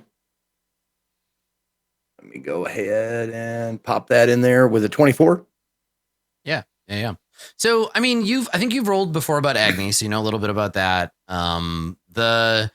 It's a common thing among these primordials, these very powerful and like large deities. They often represent so much, like a god of all fire everywhere.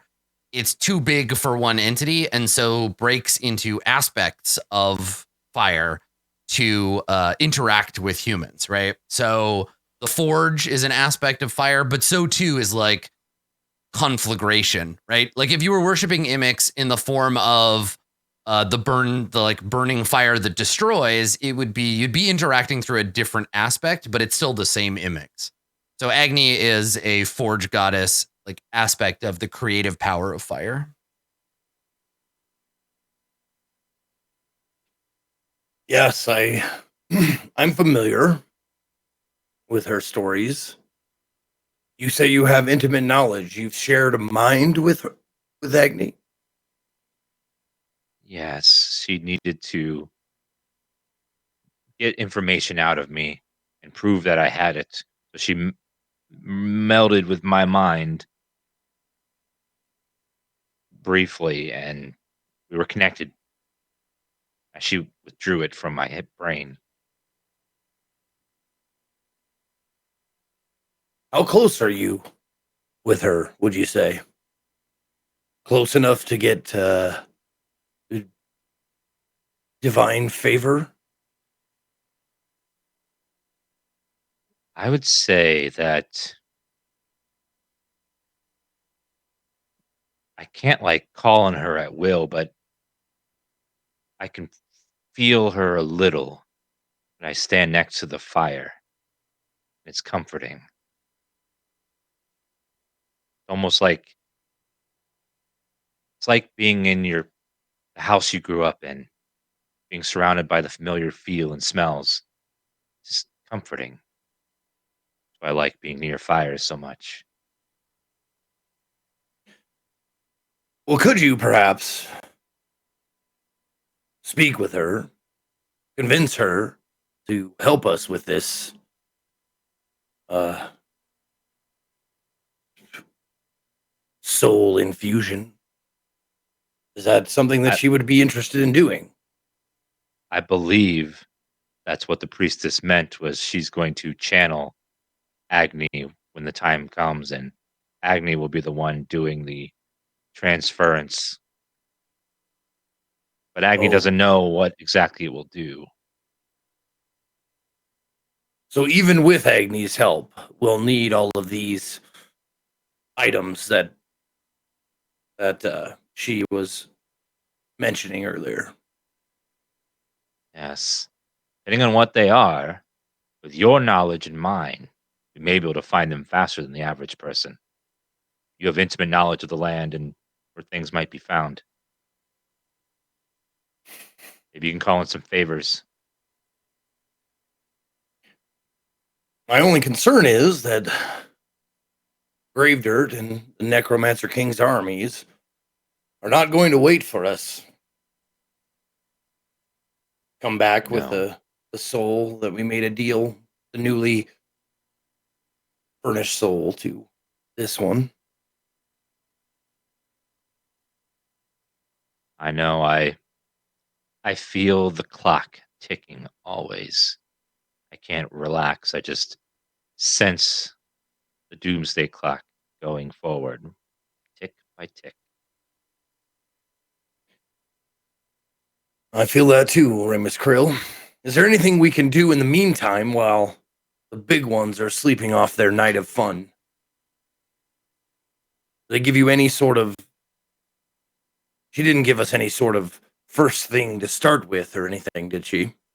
Oh, we could go over to her and get the list now and see what the things are, and maybe start formulating a plan. Yes, let's.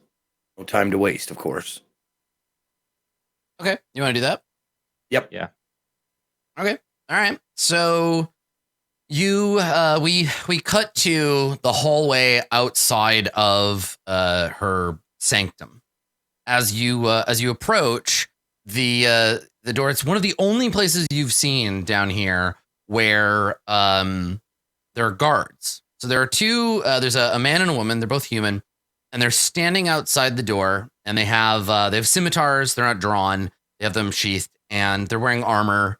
And it's in the kind of dull, kind of like it'd be a brass or bronze breast. It'd be a bronze breastplate, and then like red, dark red, like crimson leather outfit. Otherwise, and as you approach, and they realize like you want to go in here, they shift slightly to kind of block the door. And one of the guards says to Remus, "You're here to speak with Vani."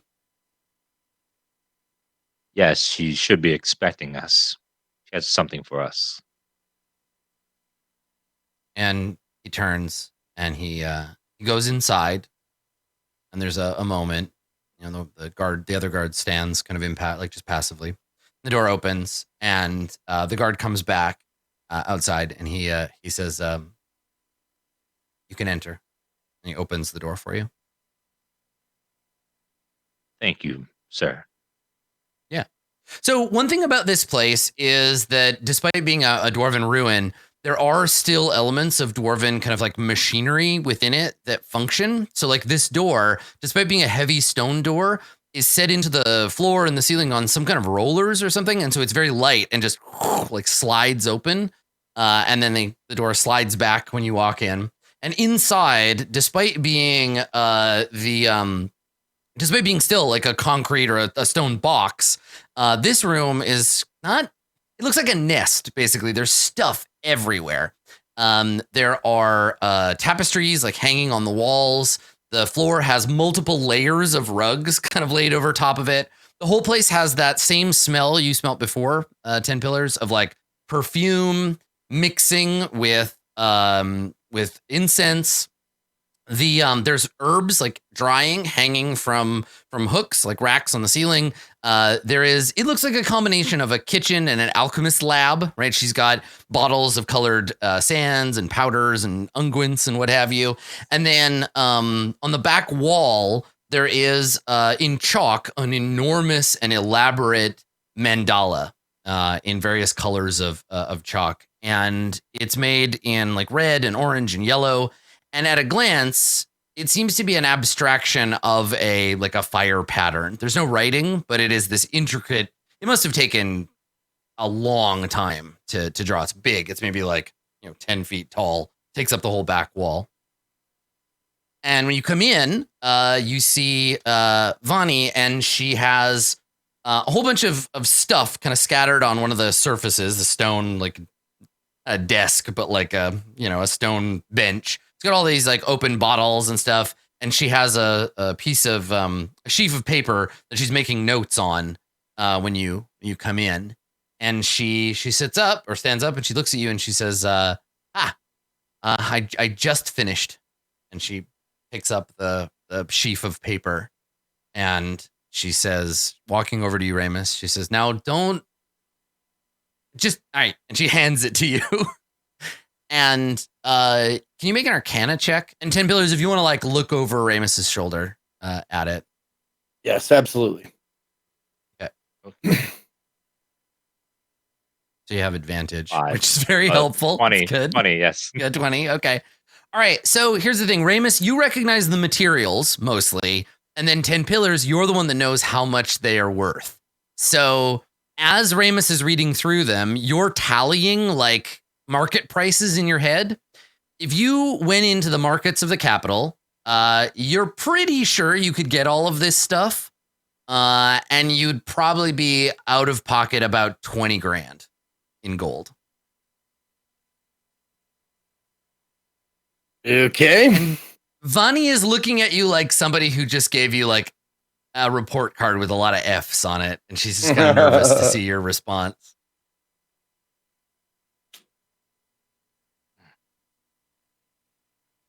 Well, So there's now I'm sorry, Adam, did you say that these items would be gettable for me? But I mean, yeah, in the markets of the capital, sure. Okay. Well, Ramus Krill, looking at this, there's good news and there's bad news. Good news is these items are all acquirable. The bad news is trying to get them here and not in the capital is going to be difficult. And the worst news is they are not cheap items. Some of these, thousands of gold each.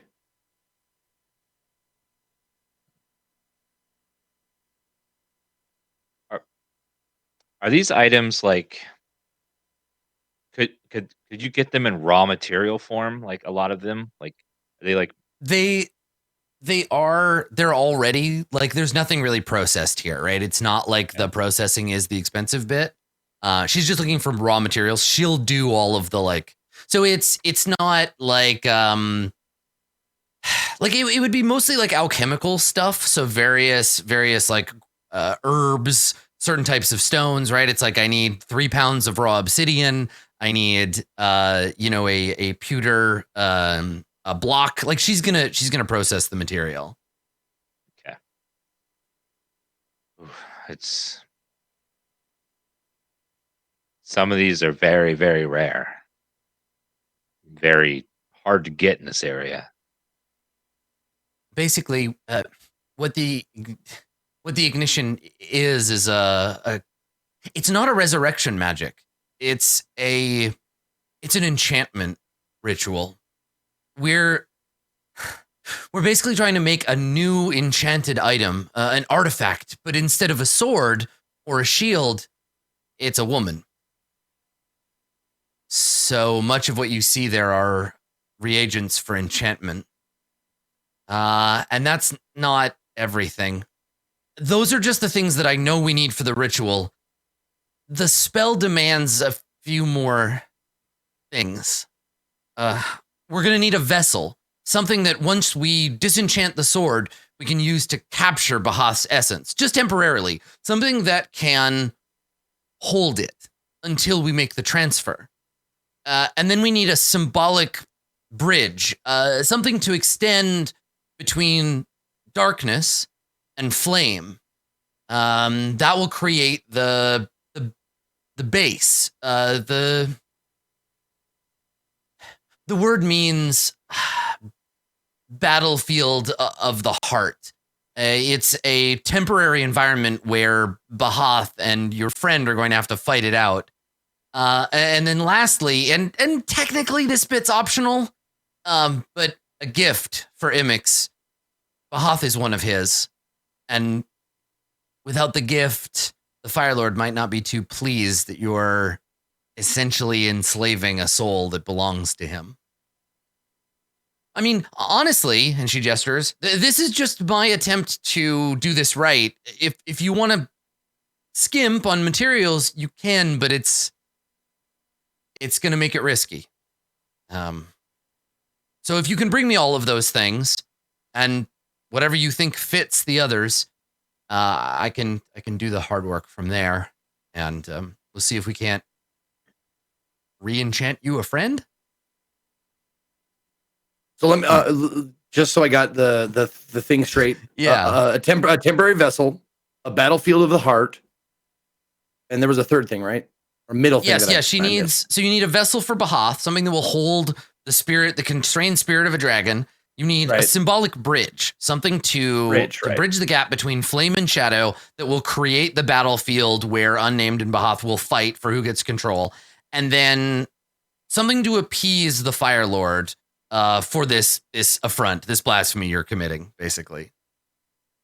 And then 20 G's worth of magical horse shit. I don't know. We're pretty tight with his daughter. Maybe he'll just be like, "Hey, what up?" And, well, she said, I can do the ritual with less, right? If you're like, I can't exactly bring you, a bag of blessed charcoal. How about sand? Would sand work?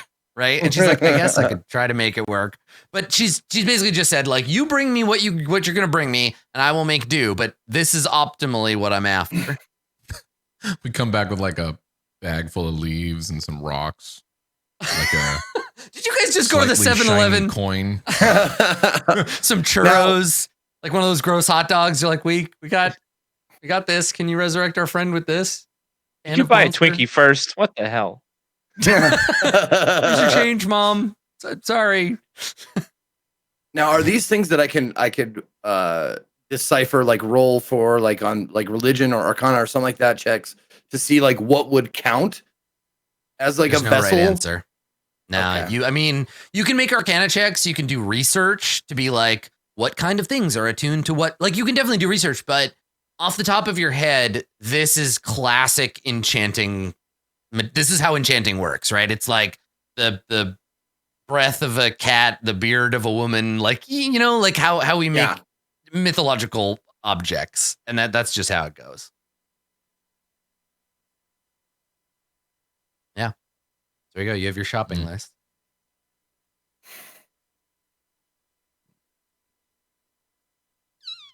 Gonna be a rough Christmas. Now, Adam, just as a quick gaming thing, is this list going to be something that that you're going to have like just like a general idea of what we need, or will it be itemized? Yeah. So the list of 20,000 gold pieces of raw material, I'll just track that based on how much money you spend, right? Like, it's not specific stuff. And it's the kind of stuff you need to go to like an alchemist's market to get. Normally, I guess if you wanted to try to cut off a certain amount, we could do like, you could go find some of these materials yourself. It would take a lot longer to source these like alone, right? If you're like, cool, I have to go find wherever Moon's Mist grows, whatever the shit that is, and then I have to harvest 20 pounds of it. So basically you can say, we put $2,000 towards it using this vector. We buy the materials and bring them back, right? So I'm tracking that based on number of GP spent.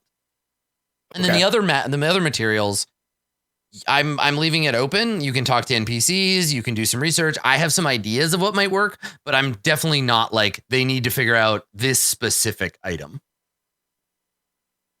I'm wondering because I mean, the first thing I would do is try and get a hold of my handler, my contact in the Court of Coins, to see like how much of this stuff could be acquired just because I'm asking for it, because I'm me.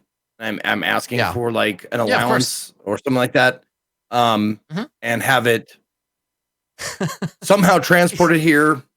So here's the thing. Like, you can absolutely write a letter home and be like, Bureau of the Magistracy, I need these things. And you've definitely done that before. This is a lot like, say you're embedded, you're like on deep embedding in enemy territory, and the CIA gets a letter from one of his operatives that's like, Dear CIA, I need you to send me 44 grams of depleted uranium. Please don't ask why. Thank you. Love, CIA agent. And then they're like, welp. So yeah, like you can do it. These are weird objects. It's not like you're asking for money, but you could also just ask for money. So you can figure out how you want to ask, and we'll make some rolls and we'll see what happens. Okay. Even if that's the thing. Even if I had the money, like where's the nearest fucking marketplace for this shit? That's right. Yes. To the city of Brad. Oops. I'm just recycling a joke that I made in chat. I saw that. That's fine. No, I saw the joke in chat, and I was wondering if he was going to say it out loud. And you certainly did, buddy. It was good enough twice, huh? I certainly did. I went for it. I did that. And sometimes in comedy, you just got to grab it. You know. I like your style, man. I like repetition is a very comedic, tool. So maybe that's the thing, right? Like we see the two of you kind of looking over the list and like pondering what to do with it. And since none of these objects are just going to be laying around in the like, maybe I'll look like an asshole for not remembering, but what exactly are we getting out of grave dirt for this? What is your return on investment? Now, this is the thing. So Ramus and 10 Pillars, you hold in your hands an alchemical formula that if you sent to grave dirt, she would be very thankful to see this list, right?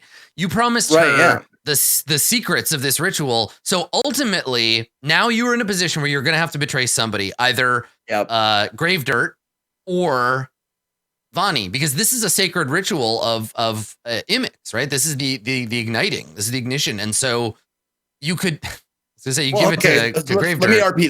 Let me RP this then. Okay. Yeah. Okay. As soon as we get this list, I go through all of these thoughts in my head of like, can I contact home? Can I get this stuff?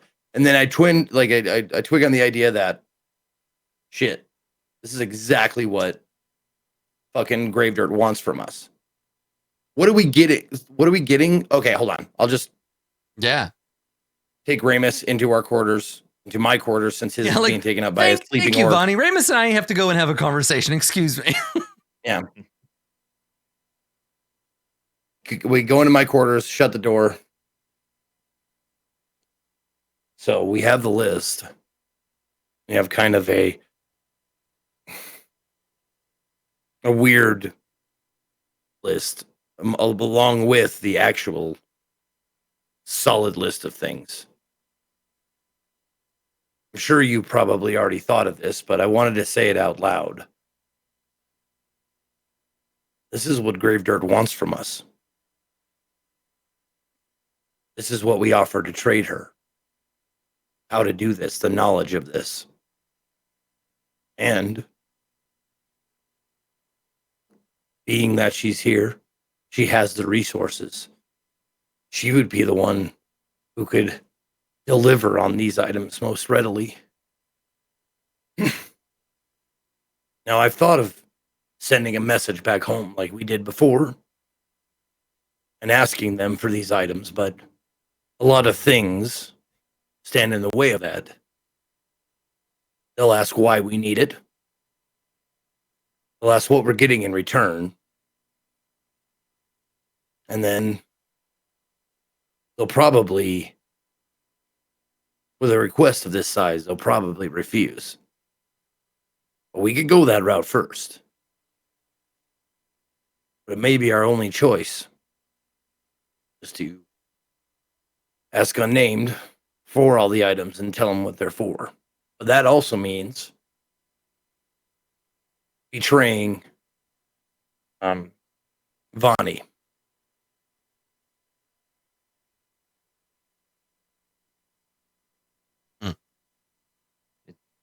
It would, but I don't think grave dirt would be satisfied enough if we just had a list without proof that it worked.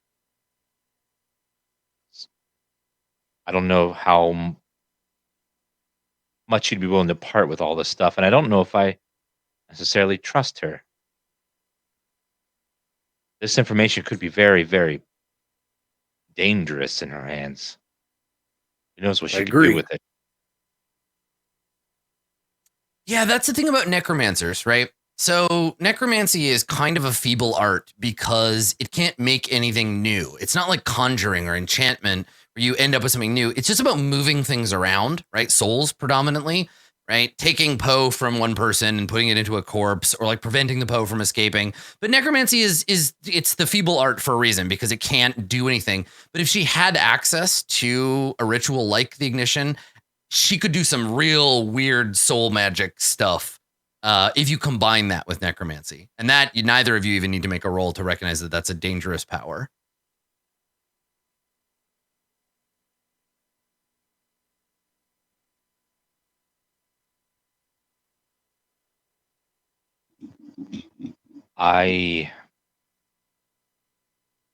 That is the easiest option logistically to get the items, but that could have the most lasting consequences.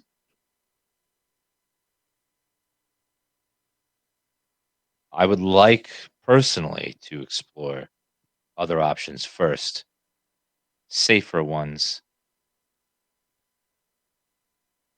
Now I know you'd be pulling strings and pulling your favor, but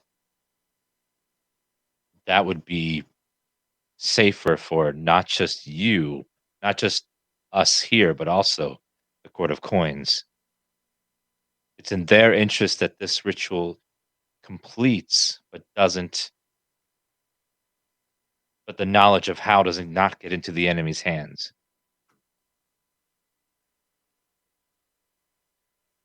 Remind me again, Ramus Krill, what we're getting out of this exchange with Unnamed, or with Gravedirt.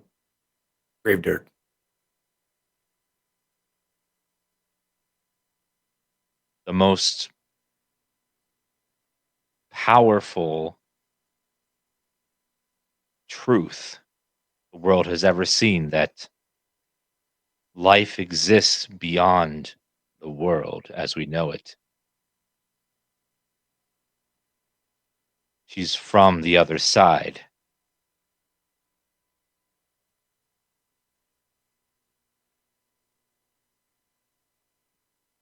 Okay. This is completely out of character. What was the deal we made with her?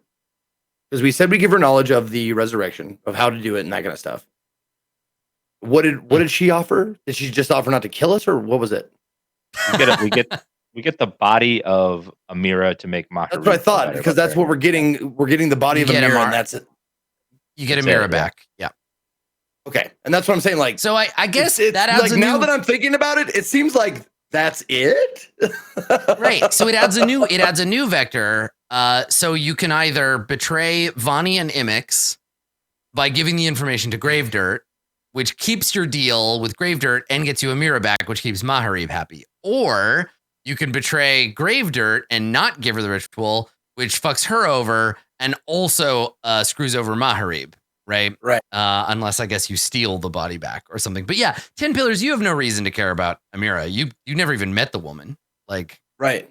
And that's what I'd like, because I thought, like, was thinking about it, it's like, that can't be all we bargained for, right? Because this knowledge you'd be trading nuclear secrets to the Kremlin in exchange for the president's daughter's life. Right. That's the 80s action movie version of this. I like to use metaphors to help people understand things. And that means I'm the president, guys. So you're the president. Listen, we already had a game where your descendants were the president of a whole planet. So why not? It's true. You have to reconnect the Court of Swords. The president demands it. Yep. Yeah, I forgot to tell you, Maharib, you wake up and you have a skull mask you can never take off. So well, Ramus Krill. Yeah. It seems that the best choice is to perform this on our own without the help or well, letting Gravedirt know what we're doing. But that means we have to leave Maharib's friend, family, tribesperson in her hands. This is something that I think we should discuss with Maharib once he's woken up. Pardon me, the noodles. Once he's woken up. I don't think he ever will wake up, honestly. That person that's with us is not Maharib. I don't know who it is. Looks like him, sounds like him, but that is not Maharib. What do you mean by that? Maharib would never give up his sword for any reason. Yeah, it occurs to me, and JP, you can help me remember this too. Did you ever explain to anybody why you came back weird? Like, did you ever explain to them, like, yeah, so I gave her a bunch of my blood, and I took a bunch of her blood, and we both like got mutated by, like, did you explain that to everybody? I feel like you mentioned it. I don't think it was in great detail. Yeah, I don't think so It was either. vague. Yeah. I think you were just very vague about it. Yep, makes sense. And you were gone, like, as far as 10 Pillars is concerned, you were like, you fucked off for most of the time we were at the camp. Yeah, you dick. No. Oh yeah. I was not here. Yeah. Or not with you So guys. I don't know you Graveyard, super so- well. Yeah.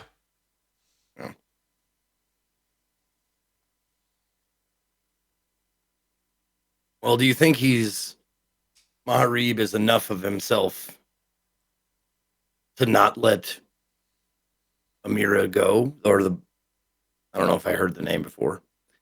To not let this person go? The new Maharib, I fear, is very passionate about Amira, and it's strange. I didn't really know her very long, so I don't know where this passion came from, but it seemed connected and strange.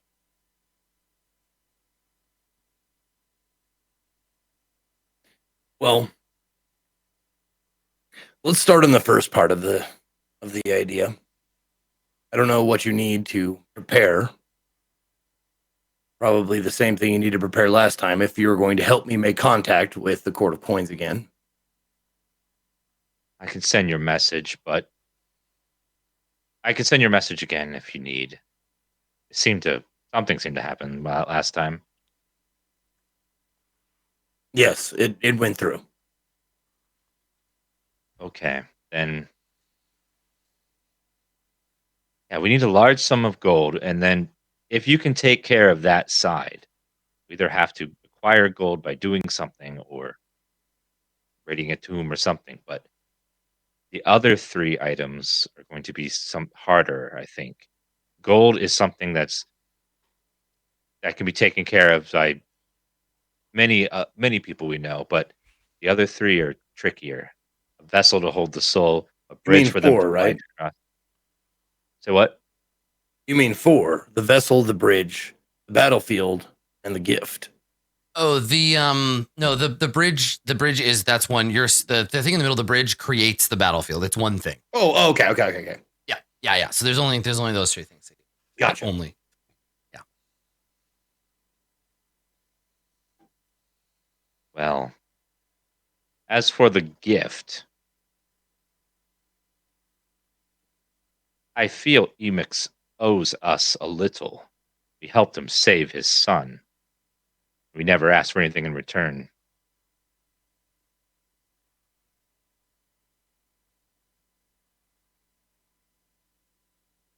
But a little gift might not have hurt. I'll leave those things up to you for now. You seem more attuned with what those actually might mean. But the actual ingredients I can see, and I've dealt with before. I'll try and acquire those somehow. Or at least get the funding to acquire them. It is so nice to be able to hear you say that and believe you. I believe that you're a great man of many talents.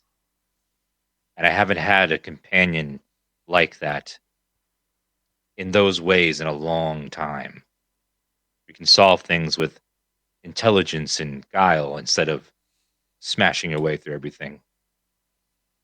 It's nice. Just a real quick insight check, just quick, just for me. I'm just gonna do a Just for your own edification. All right.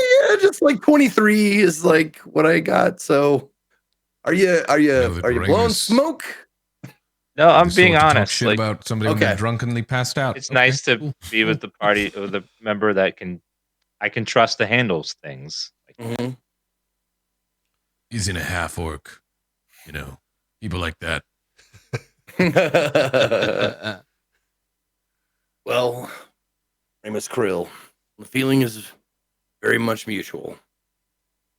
I'm used to pawns and not teammates, so to speak. What do you need from me to get this ritual started? We need materials or cash, whatever you can acquire. What materials? Some of these are more common than others. Some we may be able to find in the wild if we search hard enough and deep enough. But a lot of these are alchemical things.